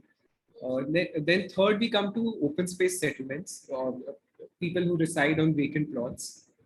So now these are mostly composed of seasonal Adivasi construction workers who migrate as families. So basically the permanent housing typology just does not fit into their logic because of various reasons. So first of all, where they live in vacant spaces, these are situated, proximity is a very important factor. So these are situated close to labor nakas where they obtain work from. They live in self-constructed shacks, which they make at night for sleeping, and then in the morning when they go to work, they tie these up into bundles and leave.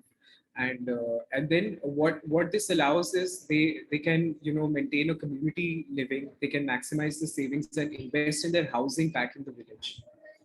Now, these sites obviously have no access to water or sanitation facilities, and they are constantly at the threat of eviction or harassment by police, railway authorities, and obviously local residents as well. Now, I'll quickly move on to Surat. Surat is known for its art silk, and a lot of this is produced by Odia migrant workers who form a significant portion of the migrants. They mostly live in mess rooms and bachelor rooms, as it's colloquially referred to. And here also proximity to workplace is a very important factor. So here also access is dependent upon existing social networks because of the homogeneity of the group they are in and the intergenerational links. Often their father or their chacha or some brother would have already been there, and also agents who help them obtain work in the city hail from the same source as they come from.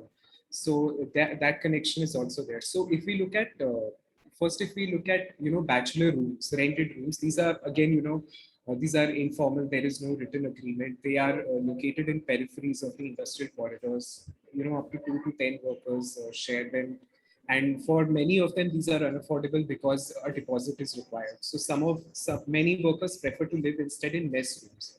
Now, mess rooms are basically these long hallways, and they very interesting that they are occupied in 2 shifts. They are occupied for 12 hours in a turn, and mostly populated by single male migrants. There is no cap on the number of occupants, and also interestingly, no documents are asked, at the time of accessing this kind of housing. So only like social networks dictate entry over there. You can only enter this form of housing if you have some pehchan. And these are located within industrial corridors. They can be next to power looms. Shubham, can yeah. we now wind up? Yeah, I'll just try to move on. I'll take 2 more minutes to wrap this up. Sure. So now when we think of, how do workers obtain other basic utilities apart from the actors that I mentioned, there are also local kirana shops, there are security guards and caretakers of public toilets also who partake and form a whole local informal economy around it. And then I would like to just quickly move on to the sedentary biases that I spoke about. So now there's a long-standing critique that migrants and the settlements are systematically left out of census and NSSO surveys. So a lot of these guidelines also, like a lot of these schemes to provide water and sanitation infrastructure are dictated by census data. So basically, they don't, mirror the changing patterns of cities' demography. So what does a sedentary bias in that sense mean? So sedentary bias is where individuals are required to prove their domicile every time to become eligible for services or entitlements. Urban poor is often viewed like a broad category without varying needs of different groups. Now, if we spoke about SRS also over here. So now when we think about migrant settlements, they're often unrecognized. Or migrants who rent also in these informal settlements don't have any kind of agreements with their owners. So they don't have proof of residence to meet the eligibility criteria. The same experience is replicated in NULM schemes, except for accessing homeless shelters. But SBM, if we look at Swachh Bharat Mission, it offers an example where it says that tenure security should not determine the form of provision of toilets. So that is one example to move away from. And then there's also the question of passing the buck. So urban planning regulations don't necessarily apply to all of these industrial peripheries. Sometimes even labor laws come into application, but most of these labor laws, factories act, shops and establishments under which these units where workers are employed, they don't have exact provisions for housing needs. So just to conclude, I think the main takeaway has to be that first and foremost, we have to, if housing needs of migrants have to be addressed, then they have to be, one has to view the city from the migrants' perspective. You have to foreground their view and their agency. Migrants move across, all of these issues of urban poverty, across sanitation, housing, labor protection. So their recognition as legitimate citizenry is very important on the basis that they contribute to the growth of the city. That articulation needs to be reframed, and at the same time, systems and institutions have to they need to ingrain mobility into their thinking, and they have to move away from a static, sedentary, and a quick fix ideology. Yeah, that's all. I'll conclude here. Thank you very much. Sorry, Shubham, for pushing you, but we have one more presentation and we need to close at 5 o'clock. I need to go to another meeting at 5. So let me call on the last speaker today, Praveen Ghag, who is General Secretary of Girni Kamgar Sangharsh Samiti. He was working at Swan Mills and has been in the struggle for mill workers' housing rights from its inception. Praveen bhai.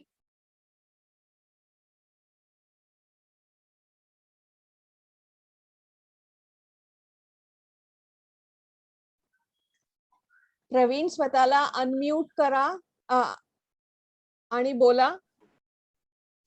अय्यो. हा. Hello हा. Hello we can hear you Praveen, बोला. हाँ एक minute है. हाँ हाँ बोला बोला बोला बोला. हिंदी में बात करेगा. हिंदी में बात करेगा मैं. हाँ हाँ, कोई प्रॉब्लम नहीं. हाँ हाँ, हाँ तो शुरू करूँ मैं. हेलो.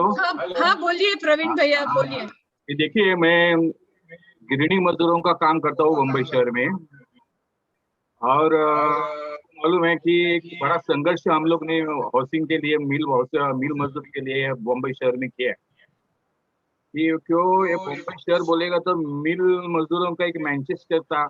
आपको मालूम है, बहुत साढ़े 2-2.5 लाख लोगों को रोजगार मिलता था इससे मुंबई शहर में. तो करीब 2000 के बाद ये मुंबई शहर में मिल बंद पड़ना शुरू हो गया. तो सब मालिक और सरकार का जो ध्यान है वो मिल लाइन का ऊपर गया, और मजदूरों को कुछ वो उसमें ज्यादा पैसा नहीं देने का, 2-3 लाख रुपए देके मजदूरों को मिल का बाहर निकाला. अभी ये बात बहुत बड़ी बात है कि उधर एक DCR रूल था. DCR बोला डेवलपमेंट कंट्रोल रूल था. तो उसमें वो जमीन का है. वो जमीन कैसा आपको मालूम है कि मैं आपको बोलता हूँ, दत्ता सामंत के स्ट्राइक के बाद मिल मालिक लोग ने बंद करना शुरू किया. तो 2.5 लाख लोगों की तो कत्ल हो गई मुंबई शहर में. और जब ये 60 मिल जब था, वो 60 मिल के नीचे 600 एकड़ जमीन थी. वो जमीन मार्केट में आ गई. आपको मालूम है, ये जमीन सरकार ने मालिकों को 1 रुपीज वार से चलाने के लिए दी थी. तो अभी जब 2000 साल में ये मार्केट में जमीन आ गई तो उसका 40,000 50,000 स्क्वायर फीट का भाव हो गया. मिल मजदूरों के ऊपर कोई ध्यान नहीं था. उन लोगों ने क्या किया, मिल का जमीन का बंटवारा किया. 1/3 जमीन म्हाडा को, 1/3 जमीन BMC को, और 1/3 जमीन मालिकों को देने का. ऐसा जो बात हो गई, मिल मजदूर तो मिल का बाहर हो गए. तो हम लोग ने दत्ता ईश्वरकर के नेतृत्व में हम लोगों ने, मीना मेनन, गायत्री सिंह, मेरा नाम खुद प्रवीण घाग, हम लोग ने मिलकर एक जमकर एक बड़ा संघर्ष किया. एक संघर्ष तो बहुत चैलेंजिंग संघर्ष था. 1 इंच भी जमीन एक मालिक लोग एक मजदूरों को छोड़ने के लिए तैयार नहीं थे. तो हमारे साथ हम लोग ने वो DC कंट्रोल रूल में जो एक 100 एकड़ जमीन हम लोग के इसमें हिस्से में आई थी, 200 एकड़ जमीन. तो हम लोगों ने बोला कि उसका 100 एकड़ जमीन मिल मजदूरों को दे दो, उसको रोजगार और उसका हाउसिंग के लिए दे दो. मालिक तैयार नहीं थे. आपको मालूम है, गवर्नमेंट के उनके साइड में थे. लेकिन इसके खिलाफ हम लोगों ने बड़ा संघर्ष किया. एक शर्म की बात है, इससे एक मैं आपको बोलता हूँ कि मिल लैंड का ऊपर जब मालिकों ने गिरनी चलाने के लिए मजदूर, आपको मालूम है, वो कोकण से, पश्चिम महाराष्ट्र से, यूपी से, कर्नाटक से, यहाँ से बुलाए थे. उनको खोली दी थी उनको रहने के लिए मिल के जगह पे. तो मिल चालू बंद होने के बाद उन लोग को PPA एक्ट के नीचे नोटिस देके उन लोगों को भी बोला बाहर जाओ, अभी आपका और मुंबई का और इसका मिल का कोई संबंध नहीं. बहुत बुरी हालत हो गई थी. लेकिन वही टाइम में हम लोग ने इतना बड़ा संघर्ष किया. संघर्ष बोलेगा तो हम लोग ने मंत्रालय कैप्चर किया, रास्ता रोको किया, माली और सब पॉलिटिशियन लोगों को आड़ाया. ये सब बहुत बड़ा संघर्ष है. उस संघर्ष की कहानी नहीं बताती है. लेकिन ये जमीन हम लोग को चाहिए थी. तो हम बोला कि ये जमीन का अगर सब मालिक ही ये होने वाला है, मालक होने वाला है, तो मजदूरों को क्या मिलेगा. 4 लाख 3 लाख रुपए मिला तो इसमें नहीं हुए, उसमें तो हम लोग सेटिस्फाई नहीं हो गए. हमको जमीन का हिस्सा होना चाहिए. तो मैडम ये संघर्ष है, एक बड़ा संघर्ष हम लोग ने 2000 साल में मिल के लिए किया कि जमीन मजदूरों को मिलना चाहिए. तो सरकार ने एक लॉ बनेगा, GR पास किया कि जो जमीन मिले 200 एकड़, उसका 100 एकड़ जमीन गृहिणी मजदूरों को नहीं देने का, घर के लिए, उसके रोजगार के लिए देने का. तो ठीक है ना, हम लोग संघर्ष करके हम लोग को इतना पाया तो हम लोग को भी सिर्फ सेटिस्फेक्शन हो गया। अगर 100 एकड़ जमीन 4 एफएसआई मिल जाएगा तो हम लोग को उधर एक 75,000 1 लाख घर तो होने वाले थे। तो हम लोग बोला, हमारे लोगों ने 1,25,000 लोगों ने अर्जा किया था जमीन मिलने घर के लिए। तो बाद में क्या हो गया, ये मालिक लोग उसमें खुश नहीं हो गए। ये बोला इतना मजदूरों को जमीन देने का कैसा, इतना मजदूरों को जमीन मिलेगा तो हम लोग को क्या। तो उसने उन लोगों ने क्या किया, जमीन जो सरकार ने कायदा बनाया था उसके खिलाफ उन लोग हाईकोर्ट में गए। क्या हाईकोर्ट में गए तो हम लोग में भी हाईकोर्ट में हम लोग में भी हमारे गायत्री सिंह थी जो अपना कॉलिंग कॉन्सेबल जैसे वकील थे, हम लोगों ने खड़े किए। तो हाईकोर्ट ने हमारे बाजू में निर्णय देते हुए कहा कि बराबर है कि अगर एक जमीन है लो कॉस्ट के लिए बोलेगा तो मजदूरों के लिए ये जमीन पार्किंग के लिए हो जाएगा, हॉस्पिटल के लिए, स्कूल के लिए हो जाएगा, ओपन स्पेस भी रह जाएगा। तो ये हमारे साइड में हो गया, हमारा जैसा था वैसा ही रूल से हमको जमीन मिल गई। हम लोगों ने पटाखे बजाया, वो हमारा बड़ा इधर विक्ट्री हम लोगों ने बनाया मचाया इधर। लेकिन मालूम है कि मालिक लोग असंतुष्ट थे निर्णय के ऊपर, उन लोग सुप्रीम कोर्ट में गए। मालिक को शर्म की बात यह है कि उन लोग वो टाइम बात करने वाले मजदूरों के खिलाफ कौन थे, सोनी सौरभ जी, सिंघवी, अरुण जेटली, उन लोग ने ऑर्डर करके वो जो सुप्रीम कोर्ट के जज थे उसके टेबल के ऊपर हाथ लगा के बेटा कि इतना नहीं हो सकता है।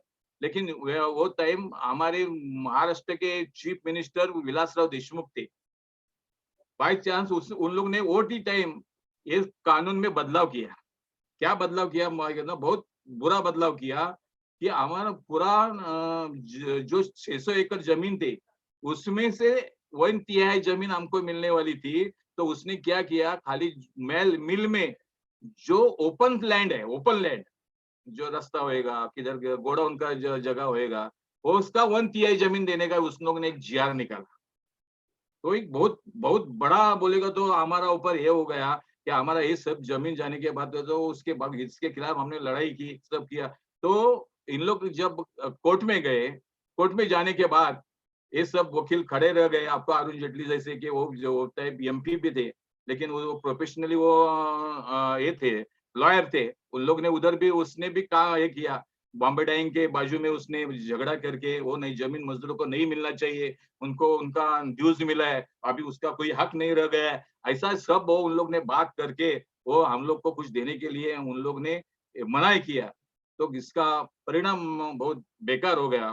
सुप्रीम कोर्ट ने 2003 साल को जो सरकार ने अमेंडमेंट किया था कि खाली ओपन लैंड के 1/3 जमीन मिल जाएगी, वही सरकार का जो ये था जीआर था वो उसके हिसाब से ही सुप्रीम कोर्ट ने वो निर्णय देके जमीन हम लोग को नहीं देने का करके ये दिया। तो हम लोग को 100 एकड़ जमीन मिलने वाली थी मैडम वो टाइम, तो हम लोग हमारे हिस्से में खाली 26 एकड़ जमीन आ गई।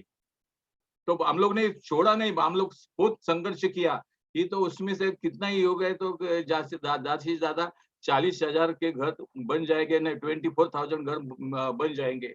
तो उसके लिए मैं इतना ही करना चाहता हूँ कि जो हम लोग ने यूनियन एक मजदूरों के इसके लिए बनाई थी, उसके जो कुछ बोनस उनके पेमेंट मिलना चाहिए, उनको उसका कुछ लीगल ड्यूज मिलना चाहिए। तो वो संघर्ष हम लोग को जमीन का संघर्ष करना पड़ा। और आज मैं बोलता हूँ कि आज के तारीख में हम लोग मिडल मुंबई में कि जो आपको मालूम है कि स्क्वायर फुट में आज 50-60 हजार स्क्वायर फुट का भाव है, उधर भी हम लोग ने एक 9 हेक्टर बोलेगा तो 26 एकड़ जमीन मजदूरों को मिला के दिया है। आज में 20,000 लोगों को उधर घर मिल गया। अभी कोई घर प्रस्तावित है वो भी मिल जाएंगे थोड़े दिन के बाद, पर इसका मतलब है कि सभी मजदूरों को घर नहीं मिल जाएगा। ये बात बराबर है, सभी मजदूरों को घर नहीं मिल जाएगा। लेकिन मैं आपको बोलता हूँ कि एक जो लड़ाई है, जब एक बार मिल बंद होता है, एक कारखाना बंद होता है, एक भाई कोई बंद होता है, तो उसके जगह का जो अभी तक हिस्ट्री में जब मजदूरों के हिस्ट्री में वो कारखाने का जमीन या मिल का जमीन अभी तक किसको मिला नहीं है, मिला नहीं है। लेकिन मिल के जो लोग है, मिल का जो संघर्ष है, एक हिस्ट्री बना दिया कि हम लोग ने जो जमीन है मिल का, वो मिल वर्कर के हाउसिंग के लिए, और उधर जो कोई रोजगार निर्माण हो जाएंगे, जैसे ऑफिसेस आता है, अभी जैसे कंस्ट्रक्शन का काम होता है, उधर भी मजदूरों को रोजगार मिलने के लिए हम लोग ने काम किया। और दूसरा बात एक है कि 20,000 लोगों को घर मिल जाएगा और 5,000 लोगों को घर मिल जाएगा। लेकिन हमारे लोगों ने जो रजिस्ट्रेशन किया है, तो आपको बोलता हूँ 1,75,000 लोग ने अर्जा किया है, उन लोग सबको घर देना चाहिए। तो उसके लिए हमारा संघर्ष अभी जारी है। सवाल ऐसा है कि बंबई शहर में जिधर मालिकों का एक बड़ा टावर है, उधर 9 करोड़ 10 करोड़ कीमती का जो टावर है, उसके बाजू में मिल मजदूरों का एक छोटा सा टावर हम लोग ने निर्माण किया है। ये तो हमारी संघर्ष की एक सक्सेस है, एक हम लोग ने किया है। वो कभी बंबई शहर में मिट नहीं जाएगा। लेकिन ये जो संघर्ष है, ये संघर्ष हम लोग ने किया तो कितना घर मिला क्या, लेकिन मालिकों से हम लोग ने जमीन लिया, ये हमारा संघर्ष एक बड़ा संघर्ष है। और आपको बोलता हूँ, जिस चाल में रहने वाले, मिल में रहने वाले जो मजदूर थे, 10,000 जो टेनेंट्स थे, उनको भी बाहर निकालने का जो कोशिश किया था, तो आप लोग ने अभी भी उनके लिए उसको भी और घर देने का हम लोग ने उस गवर्नमेंट से कायदा कर लिया है। तो उसका कायदा ऐसा कर लिया है, अभी जो घर है उसका जो चाल का डेवलपमेंट होएगा, तो उसको 450 स्क्वायर फुट का घर मिल जाएगा, और उसमें कोई उसको प्राइस नहीं मिलेगा, लेकिन उसको कुछ कीमत नहीं देने का है। लेकिन एक 8,000, एक 8,000 वो घर और एक 25,000 घर मिलके आपको बोलता है कि 35,000 घर, तो हम लोग ने मजदूरों को मिल में, मिडल बॉम्बे में आपको मालूम है जिधर टावर और मॉल की संस्कृतियां है, उधर हमारे मजदूरों का भी एक छोटा सा टावर हम लोग ने निर्माण किया। उसके पीछे हमारा संघर्ष एक बड़ा संघर्ष है। मैं आपको बोलता हूँ, हमारा जो संघर्ष है अभी तक खत्म नहीं हो गया। हमको मालूम है हमको सबको घर देना है। तो इसको बोलते हैं जो हाउसिंग है, आपको मालूम है कि बाहर जो कलेक्टर लैंड है, वो कुछ गवर्नमेंट का लैंड है, एमएमआरडी का जो कुछ लैंड है, उसका ऊपर भी हम लोग ने गवर्नमेंट के साथ हम लोग वहाँ भी बार्गेनिंग कर रहे हैं। गवर्नमेंट भी उसके साथ उसके लिए हम लोग में जो एमएमआरडी का घर बांधा जा रहा है, वो भी हम लोग को 6 लाख में, आपको बोलते हैं 6 लाख में पनवेल और थाना कल्याण उधर देने के तैयार है। अभी हमको 3,000 घर तो एमएमआरडी का मिल चुका है, उसका भी पोजीशन अभी हो रहा है साइड बाय साइड।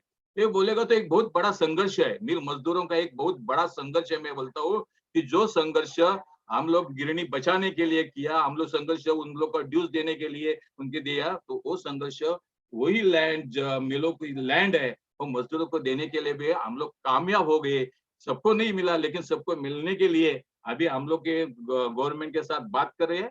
और 184 एकड़ लैंड अभी हम लोग ने सिलेक्ट कर दिया है। इससे जिधर पनवेल है, थाना है, कल्याण है, वो उसका सब रिपोर्टिंग हो जाएगा। तो मैं कल बोलता हूँ कि कहीं 3-4 बरस में सभी मजदूरों को, उसके नॉमिनी को, सबको घर मिल जाएगा। इतना एक संघर्ष हम लोग ने सक्सेसफुल टीका ने किया है, मुंबई शहर में किया है। और मैं बोलता हूँ कि आप जैसे एक जूम में अगर मेरे को बोलने के लिए 5 का 10 मिनट मिलने के लिए मेरे एक मजदूर, मैं गृहिणी मजदूरों का एक नेता और बोलने के लिए दिया, तो आपका मैं बहुत बहुत आभारी हूँ।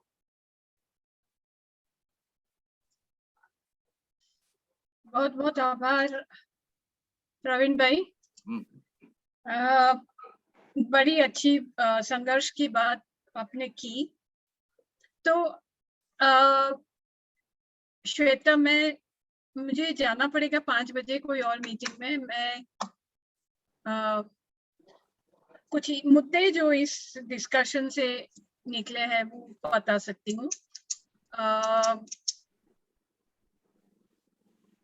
तो ये जो लास्ट प्रेजेंटेशन था, वो बहुत अगत्य का प्रेजेंटेशन था, जो ये बताता है कि फर्स्टली जो वर्कर्स हाउसिंग के इश्यू है, that get resolved when workers are organized. अगर संगठन है, जो संगठन के पीछे लोग वो सरकार के साथ नेगोशिएट कर सकते हैं। तो एक जो अच्छा ये सारे जो डिस्कशंस गुजरात महाराष्ट्र के केसेस की आज हुई, इसमें जो महाराष्ट्र से बात हुई आ रही है, उससे ये एक तो बड़ा लेसन है जो कॉमरेड शेख ने भी बोला और प्रवीण भाई ने भी बोला कि ये जो संगठन की जो शक्ति है उससे हाउसिंग राइट्स के लिए आप वर्कर्स ऑर्गेनाइजेशन है वो इसके अपने चार्टर में हाउसिंग राइट्स को एक इंक्लूड करना बहुत जरूरी है। ये नए लेबर कोड आए हैं, इसके अंदर कैसे इसके लिए हम लोग डिमांड खड़ी करें, वो एक बहुत अगत्य की बात है। दूसरा जो गुजरात का एकदम कॉन्ट्रास्टिंग एक्सपीरियंस है, क्योंकि गुजरात का एक पूरा हिस्ट्री है जिसमें वर्कर्स मूवमेंट्स और ट्रेड यूनियन मूवमेंट काफी वीक रही है, तो इसकी वजह से जो नॉन गवर्नमेंटल ऑर्गेनाइजेशंस ने ऑर्गेनाइज करके वर्कर्स हाउसिंग राइट्स के लिए काम किया है, लेकिन जैसे ऐसे मोमेंट्स अहमदाबाद सिटी में आए जब म्युनिसिपल कॉर्पोरेशन थोड़ी ओपन थी हाउसिंग राइट्स के लिए, तब स्लम नेटवर्किंग प्रोग्राम हुए, लेकिन फाइनली अभी का जो माहौल है इसके अंदर everybody loves a good construction and big project, क्योंकि इसमें बहुत सारे लोगों को नफा होता है। तो इसकी वजह से सारी private sector oriented development housing का किया हुआ है। उसके अंदर जो अच्छे एक्सपीरियंसेस अहमदाबाद के हैं वो अभी साइडलाइन किया है, दरकिनार कर दिया है, भूल भी गया है कॉर्पोरेशन। जो भारती बहन ने बोला कि बाकी सिटी में नहीं है पर अहमदाबाद के अंदर ये है, शायद गुजरात की एक जो गुजरात मॉडल का किसी ने आई थिंक शुभम ने उसको बार बार रेफरेंस दिया है कि उसमें ये है कि जो सरकार का ISSR PMAY का जो कंपोनेंट है उसमें सरकार की जवाबदारी है कि इसके अंदर कौन से बेनिफिशियरी है उनको आइडेंटिफाई करे और इनको हाउस दिलाने का काम करे। लेकिन ये भारती बहन ने जो बताया पूरा MHT की एक्सपीरियंस, उसमें इन्होंने इवन जो अहमदाबाद के सिटीजन कौन है उसको भी ऑफलोड कर दिया है, जैसे हाउसिंग बेनिफिशियरी कौन है वो भी ऑफलोड करके प्राइवेट डेवलपर्स को दे दिया था। प्राइवेट डेवलपर्स नहीं कर पाए तो इन्होंने MHT को कांटेक्ट किया और MHT इसमें आइडेंटिफाई कर रहा है। देखिए इसका मतलब ये है कि गवर्नमेंट और जो स्टेट मशीनरी है उसको ये भी रिस्पॉन्सिबिलिटी नहीं लेनी है कि उस शहर में कौन रहते हैं, कितने गरीब है, किसको हाउसिंग चाहिए, उसके लिए प्लान बनाए, कुछ भी नहीं। So they have completely offloaded and privatised. And so आप मुंबई और महाराष्ट्र और गुजरात का एक एक्सपीरियंस कॉन्ट्रास्ट करें तो in absence of trade union rights workers have not been able to access housing, whereas पुरानी जो ट्रेड यूनियन मूवमेंट्स महाराष्ट्र में थी इसकी वजह से ये जो प्रवीण भाई ने बोला इसमें नेगोशिएशन अभी भी कर रहे हैं, नए कॉन्टेक्स्ट में भी कर रहे हैं। सो ये एक बहुत बड़ा मुद्दा जो है, क्योंकि जो हमें आगे पॉलिसी के लिए कैसे ले जाए वो देखना पड़ेगा। अगर जहाँ जहाँ वर्कर्स मूवमेंट्स नहीं है वहाँ पे किस तरह का अप्रोच रहेगा। सेकेंड थिंग कि जो हाउसिंग राइट्स की है वो लाइवलीहुड टाइप ऑफ लाइवलीहुड से रिलेटेड है, क्योंकि वर्कर्स ऑर्गेनाइजिंग पॉसिबल है इंडस्ट्रियल सेटिंग्स में, particular kind of industrial activity. जब पूरी इकोनॉमी इनफॉर्मलाइज हो जाता है, सब कॉन्ट्रैक्टिंग की सिस्टम जब हो जाती है, उसके अंदर वर्कर्स को ऑर्गेनाइज करके basic rights including wages as well as housing rights, वो कॉन्टेक्स्ट के अंदर कैसे हम देखेंगे वो भी एक देखना पड़ेगा। मुंबई के अंदर काफी ये पुराना जो अब ये जो नया हाउसिंग PMAY आया है जो प्राइवेट सेक्टर ओरिएंटेड है, जो अहमदाबाद के अंदर का एक्सपीरियंस है, शायद बहुत सारी सिटीज का है कि सब जो रिवॉल्व करता है, और भारती बहन ने बताया कि सबसे ज्यादा ISSR यूनिट अहमदाबाद में है। डेवलपर्स को TDR में इंटरेस्ट है, वर्कर्स हाउसिंग में इंटरेस्ट नहीं है, इसीलिए वो आए हैं इसमें सो दैट TDR मिले और फिर बाद में उसमें से वो पॉसिबल बेनिफिट्स मिले। सो ये एक पूरा नजरिया ही हाउसिंग का जो है वो प्रोडक्ट है, प्रोडक्ट में से मुनाफा करना है। Housing is not a holistic, S PK had said, कि होलिस्टिक अप्रोच नहीं रहा है, हाउसिंग का एक कमोडिटी कर दिया है, उसकी वजह से ये सारे इशू है। And currently, the way the government's policies are running, I think workers have been abandoned to their own fate. And इसी के अंदर एक नई workers movement खड़ी करके housing rights की बात करनी है। And lastly, जो पीके दास ने question raise किया, but I doubt PK if whatever you are even suggesting कि आप पूरा reconstruction करो, उसके अंदर liberation मिलेगा, because finally the liberation comes if you have rights.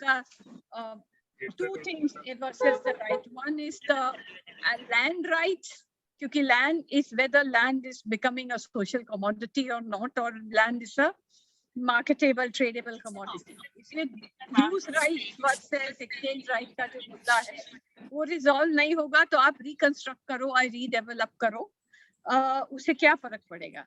And lastly जो हाउसिंग की सॉल्यूशन है वो मुंबई शहर, दिल्ली शहर के लिए अलग रहेगी, अहमदाबाद, सूरत, जयपुर के लिए अलग रहेगी, ये सब ध्यान भी रखना पड़ेगा। तो शायद अपग्रेडिंग छोटे शहरों में काम कर सकता है जो मुंबई में नहीं करेगा। So I don't see whether you do redevelopment, reconstruction और upgrading would lead to liberation. It's basically a right to land and right to live in the city that might lead to that liberation. ये कह के मैं अपना बंद करती हूँ, Shweta Ben को हैंड ओवर कर देती हूँ सेशन। थैंक यू दर्शनी। दर्शनी को जाना है, जो रोड मझरे मझरे करी ना थी। हाँ, सब अपने रिक्वेस्ट है कि सब अपने माइक्स म्यूट रखें। PK, I think your mic is on and that's why we can hear you speaking in Odia. I'm unable to switch it off. Shall I? Is it okay if I do it? तो with दर्शनी's permission अभी forum को खुला करते हैं। किसी को कुछ सवाल है, कुछ बातें रखनी है, कुछ कमेंट है तो आप प्लीज रख सकते हैं। एंड पीके आप बिल्कुल रिस्पॉन्ड कर सकते हैं दर्शनी ने जो लास्ट कमेंट किया है उसको।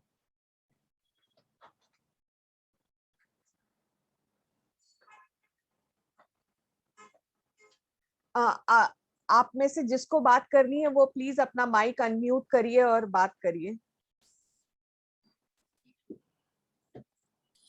I just, hi, my name is Anju. I wanted to, I have a question for Bharti Behan. Just regarding the ISSR scheme that was implemented, about 117 projects. What was the benefit of the developers? Anju, could you speak in Hindi, please? Okay.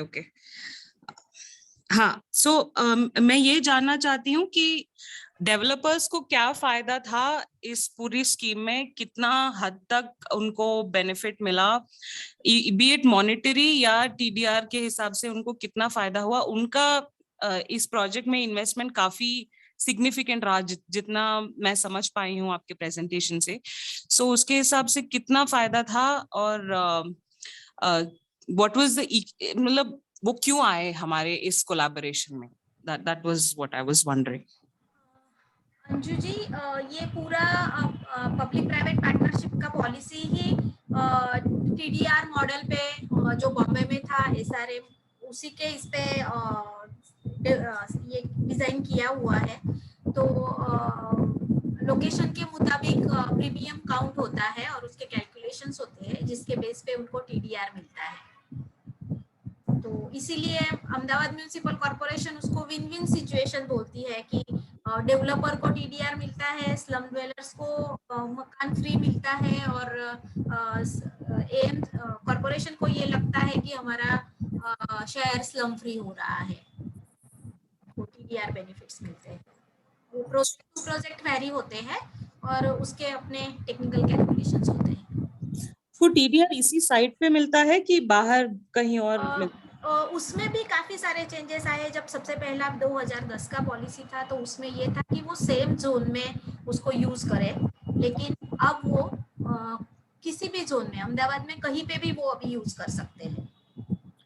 SRA का एक policy था जहां पे उनको 1/3 land मिलता है, जहां पे द डेवलपर को लैंड ही दे दिया जाता है उसी एरिया में, तो अगर लैंड शेयरिंग होता है एसेंशियली, पर ये टीडीआर लैंड शेयर नहीं हो रहा है इस प्रोजेक्ट्स में, मैं इतना समझ रही हूँ। नहीं, लैंड शेयर नहीं हो रहा है, ओके। क्योंकि जो बॉम्बे में जो था लैंड शेयरिंग का, तो बॉम्बे का लैंड कॉस्ट और कंस्ट्रक्शन कॉस्ट काफी वेरी करता है, और अगर अहमदाबाद का केस देखा जाए तो स्लम साइज भी छोटे होते हैं और वहाँ पे इतना लैंड ही अवेलेबल नहीं होता कि वो लैंड उनको मिले। बहुत ही कम साइट्स ऐसे हैं जहाँ पे 1500 मकान है, बाकी सारे एवरेज अहमदाबाद का साइज 200 से 250 है। और वन फाइनल क्वेश्चन, ये एक मकान कितना बड़ा है? जैसे मैंने बताया 2010 में जो प्रोजेक्ट्स हुए उसमें 36 स्क्वायर मीटर कारपेट एरिया था, और 2013 की जो पॉलिसी है उसमें भी 30 स्क्वायर मीटर कारपेट एरिया है, 1 BHK उनको मिलता है। Okay okay fine, thank you very much Bharti ji. कोई और सवाल पूछना चाहेगा? Any more questions? Four-wheel drive, na?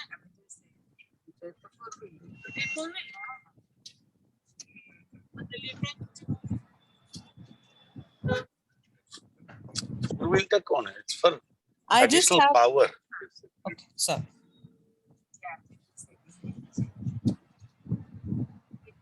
Can I ask one more question, Shweta?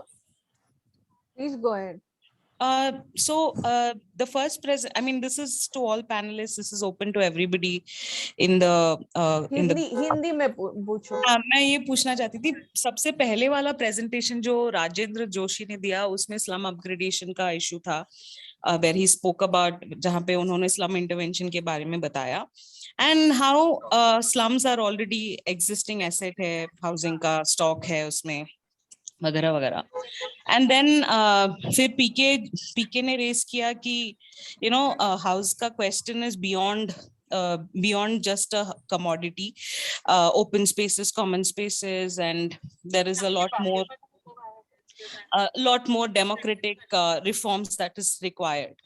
So मेरे को ये पूछना था, ये slum upgradation जब होता है तो उसमें ये is there any scope in any other way जहाँ पे हम लोग ये democratic reforms भी ले आ सकते हैं? Is there any other solution, या कोई किसी ने experiment किया है, किसी ने सुना है उसके बारे में, जहाँ पे at least the existing nexus is broken? Is there some system like that? Is something I'm wondering. PK, would you like to take this question? Is my speaker on? Yes, it is. Oh, great. Okay, so I have the freedom to speak now. Yeah. Okay, no. Just एक चीज हम लोगों को समझना बहुत जरूरी है कि स्लम ड्वेलर्स जो हैं, जिनकी बात हम कर रहे हैं, जो स्लम्स में रह रहे हैं, ये कोई एक मोनो ब्लॉक नहीं है, ये मोनो कल्चर नहीं है, ये लोग एक नहीं है, इनके आपस में भी बहुत अंतर है। There are significant differences, not just in economic terms, but also in many other ways. तो ये जो सिचुएशन ऑफ इनइक्वालिटी है स्लम्स के अंदर, जिसके पास ज्यादा पैसा था वो ज्यादा जमीन कब्जा किया स्लम लॉर्ड के जरिए और बड़ा घर बनाया, जिसके पास पैसा नहीं था वो छोटे से छोटे घर बनाकर उसमें 10 लोगों के साथ शेयर करके रह रहा है। तो सवाल ये उठता है कि जब हम इन सिटू इम्प्रूवमेंट करते हैं, हम ये इनइक्वालिटी को कंफर्म करते हैं, रिकन्फर्म करते हैं, रीएस्टैब्लिश करते हैं, उसको तोड़ने की कोशिश नहीं करते हैं।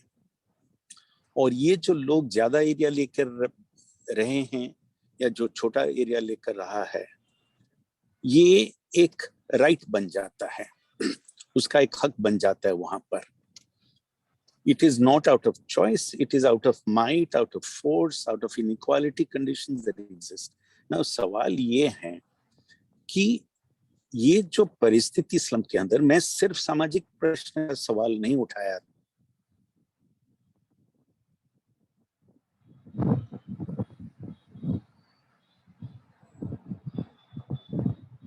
जो है वो तीनों चीजों की अगर बात हम साथ में करना चाहते हैं, मैं समझता हूं planning of slums land in a city as a comprehensive approach becomes necessary. मतलब कि आप स्लम्स को एक टुकड़े टुकड़े में, अलग अलग स्लम्स को अलग तरीके से इसको डेवलप या इम्प्रूव मत करिए। आप शहर के और है उसको मैक्रो प्लानिंग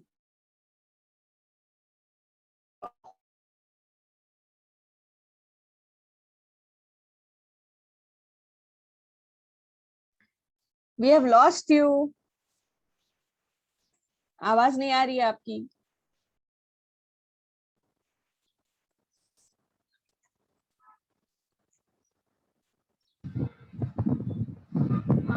श्वेता जी। हाँ बोलिए भारती। मुझे भी लीव करना पड़ेगा। Okay, thank you so much for coming Bharti ji. Thank you.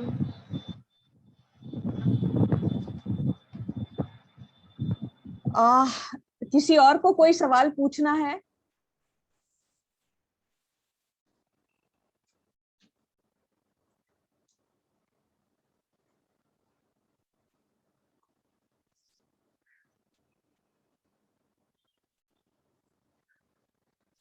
मेरे ख्याल से अब किसी को कोई सवाल नहीं पूछना है। So thank you everyone for joining. बहुत ही मुद्दे, बहुत सारे मुद्दे और बहुत सारी नई चीजें निकल के आई हैं।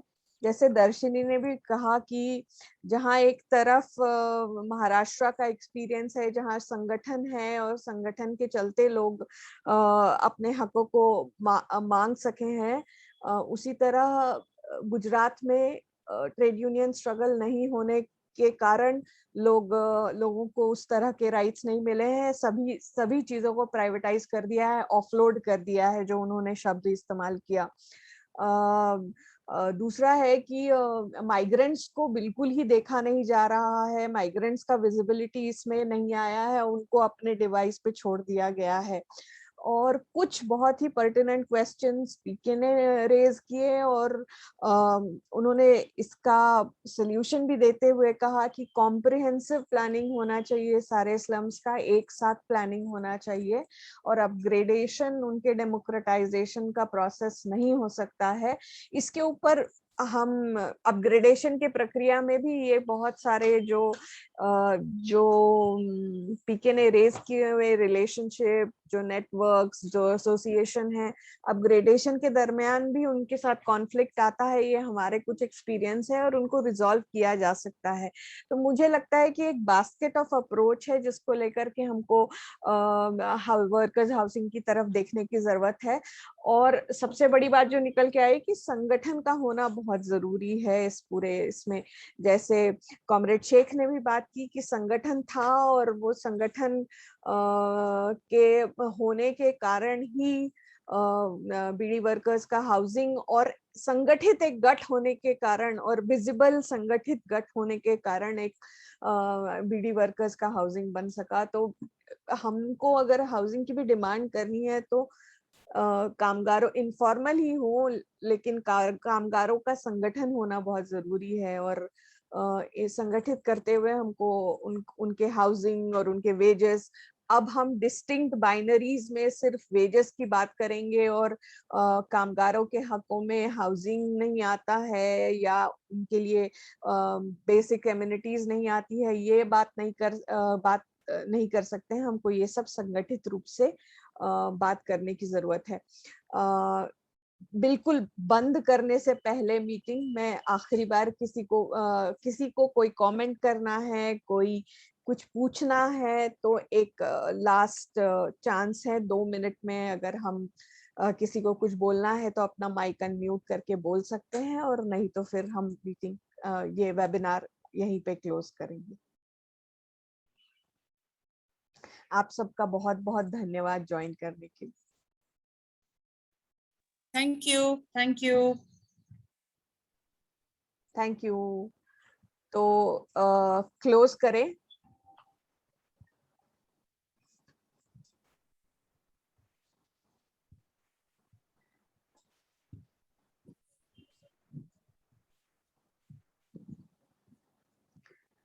How do I close it?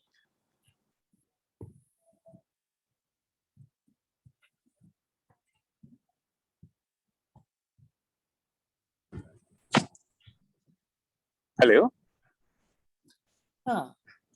hello. Yeah, sorry, I lost my network. Apologies, but we can continue this next time. This debate. Yes, we can continue the debate next time. So we were just closing the meeting, so Yes. we can continue it next time, definitely. Sure. Okay. Thank you. Thank you. Bye-bye. Bye. Bye. Bye. Bye.